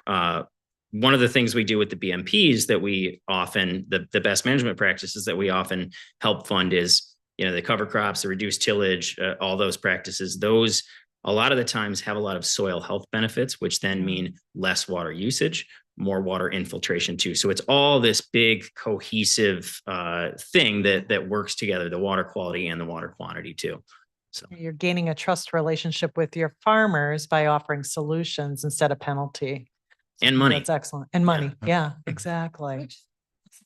Keep her because we have that existing relationship over the long term.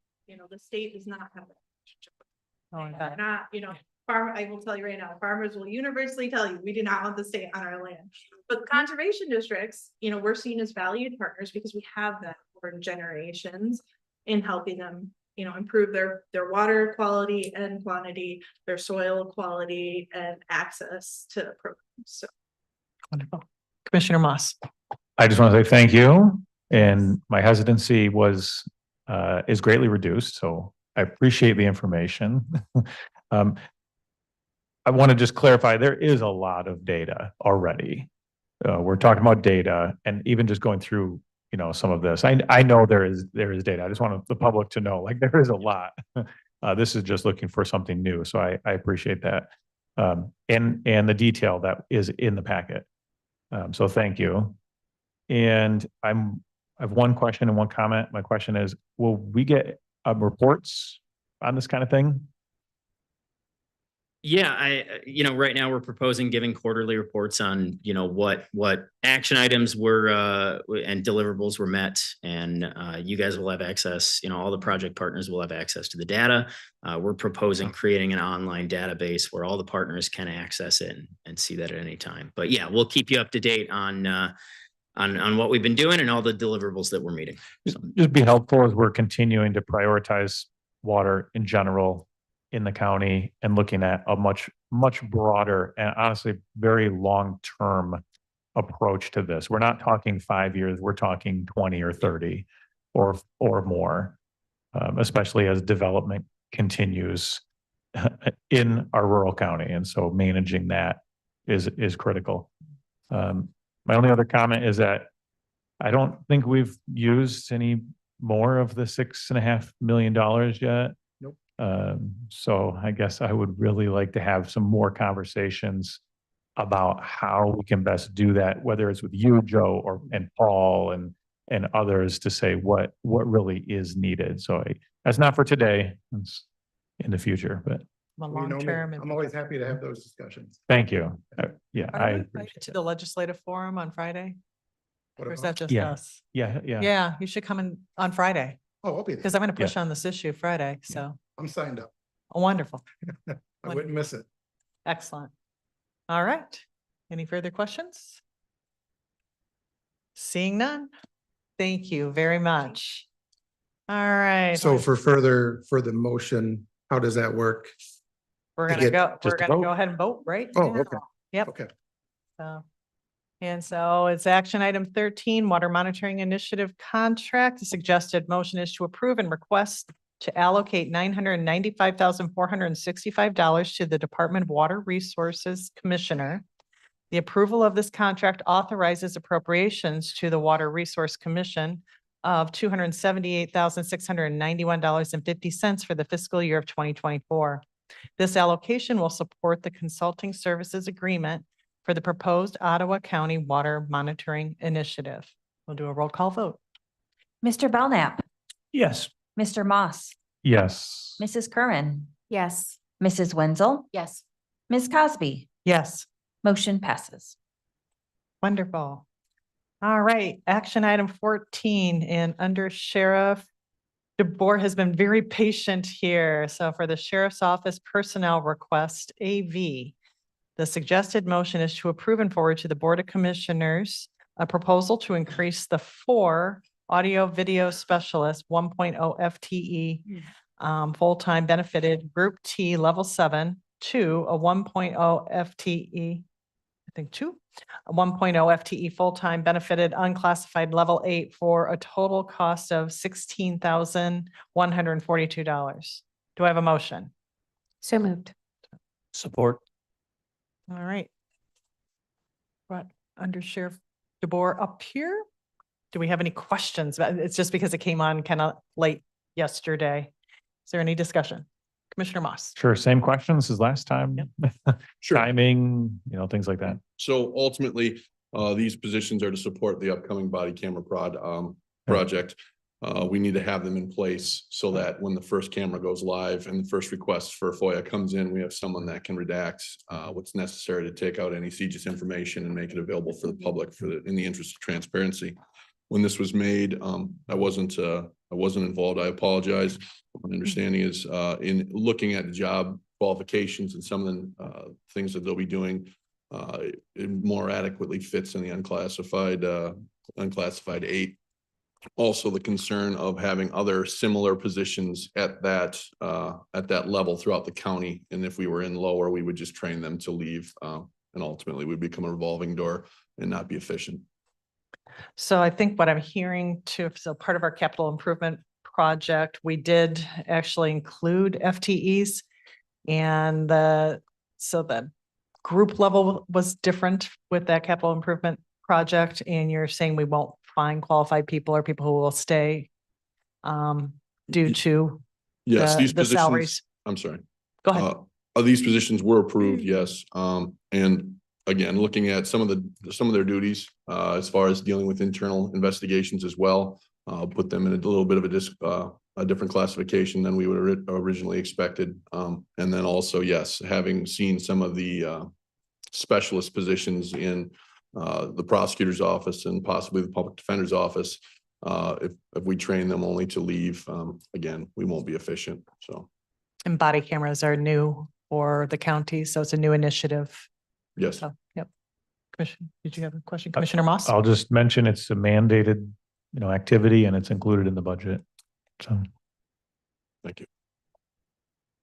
Any further questions? Oops, sorry. No, you're fine. Seeing none, looks like we'll go to a vote.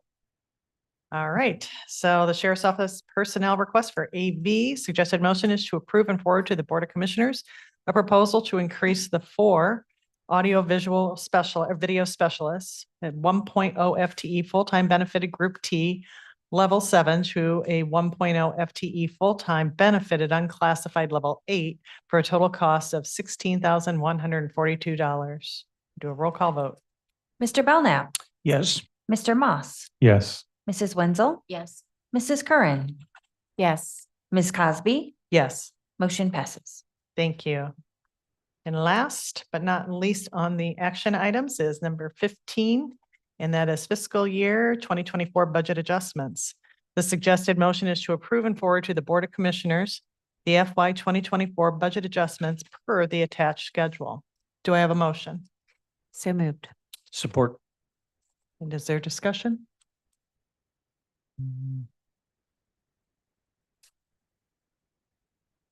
Commissioner Moss. Guess I had one question on one of the grants. It's not a big question. It's a small question. I was just wondering if there was more information on the measles readiness grant. I tried to look it up. I just couldn't find a lot of information. I guess that would be probably a question more appropriately sent to the department. Yep. So we get our summaries from them. I can try and I'll reach out and I'll see what I can find out and forward and connect the person. Sure. Thanks. Yeah, I'm good. Yeah. Okay. Any other questions? Thank you, Karen. I was just Commissioner curious, and I know Under Sheriff DeBoer left, but I was curious about the private donation to help costs of a new K-9 unit for the Sheriff's Department. I was just. Had somebody donate from the Yeah, community? Yeah, correct. Yeah, it's cool. I'm not sure exactly who the donation came from, but I know that all of the sheriff's canines, I don't know all, but many, if not all, have been funded through donations. So this has been a common theme. When we've purchased new canines, it's been through donated dollars. And I think this one is just a little over that 11,000. Cool. So substantially funded with donated money. Lovely to know about our community. Yeah. Very generous. And some of the work that K-9 units do is fascinating. Oh, I imagine. Next time we get the Under Sheriff in, we'll have to ask. All right, so it looks like we're ready to take a vote on this. So it's for the budget adjustments for FY 24. Suggested motion is to approve and forward to the Board of Commissioners the FY 2024 budget adjustments per the attached schedule. So Go. moved. No, I'm sorry, we're roll calling now. Sorry. I apologize. No. Mr. Moss, Yes. Mrs. Curran, Yes. Mrs. Wenzel, Yes. Mr. Belknap, Yes. Ms. Cosby, Yes. motion passes. Thank you. And last but not least, again, is committee reports, and we have Treasurer's Financial Month-End Update with Cheryl Clark. Otherwise known as, I apologize. No, I'm Jason Conant, the Chief Deputy Treasurer. Cheryl regrets that she can't be here. She has a medical emergency. She will not be in today. So she asked if I could come in and answer any questions.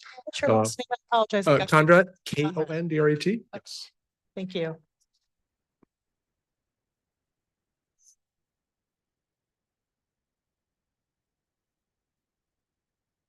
So I don't, this is kind of my first go around with doing these. So you just go through the report itself.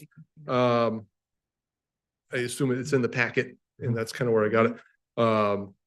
Kind kind of the first page is just obviously the introductory letter. And then we talk about different investments we have and how we are just have a wide range, different entities. CDs are short-term investments. And then we have a mix of agencies, and we're really heavily invested in, you can see in the pie graph there, mutual funds. So we use a liquidity portal through Huntington, and that's kind of where we keep a lot of our liquid cash. And it's right now the yield curve, if you're familiar with the yield curve and just investments in general, it's inverted. So all of our short-term investments are making a lot of money. In a long-term investment, some of them are older, and as they come due, we ladder them out. And the 10-year treasury yield right now is at about 4%, which is really good because there's an expectation that interest rates will drop. So as that happens, we want to make sure we ladder ourselves out. So when interest rates do drop, we are still making a lot of money on our interest in our investments. The next page, which would be, I think, page 3, just shows our pooled funds, and it will show that we do have a lot in liquidity. Now, this is the March report. So there was a lot in liquidity because we had all of our delinquent tax payments had to go out. So there was a lot there. All those payments went out. It's around $6 million this year. And all those payments went out. So you'll see that those numbers should change a little bit next month. And also the bar graph underneath there also shows the interest yield. It looks a lot like the inverted curve that we see with the treasuries, where obviously right up front, so the green bar graph on top that shows obviously short-term are really high and the long-term ones go down low. Some of our long-term investments, we're talking they were 2018, 2019, when interest rates were closer to zero. The open investments is the next page, and it just goes through every investment we have. Just every single line item is another investment, and it pulls it all at the bottom, just telling you what the totals are and where we're at with those. Obviously, we have a lot of different CDs. We try to invest with a lot of different banks and buy CDs through them, and try to, obviously, all have to be in Michigan. We try to keep them with the county, but we're obviously going to go with the highest interest rates that they give. And that really covers our payroll and our AP, our accounts payable. So every week or every 2 weeks, when payroll comes due, we look at how much are we spending out, how much are we bringing in? Do we have to cash in our CDs, or can we ladder them out for the next pay period? Right now, we're up to about July with that ladder. Same thing with our long-term investments. We just had one come due last week, so we're going to ladder that out probably, I want to say 6 years right now, and try to use some of that liquidity that we have now that our delinquent taxes are paid, and try to ladder ourselves out even further, try to get closer to 10 years on that. GASB 31 is very similar. That is just going to tell us the same report, essentially. Let's get through that. A lot of these are just kind of really a lot of these reports are just giving us what the graphs are. And then OPEB, the other post-employee benefits, we have that through a trust, and it's through Charles Schwab, and we have the report of Charles Schwab with that.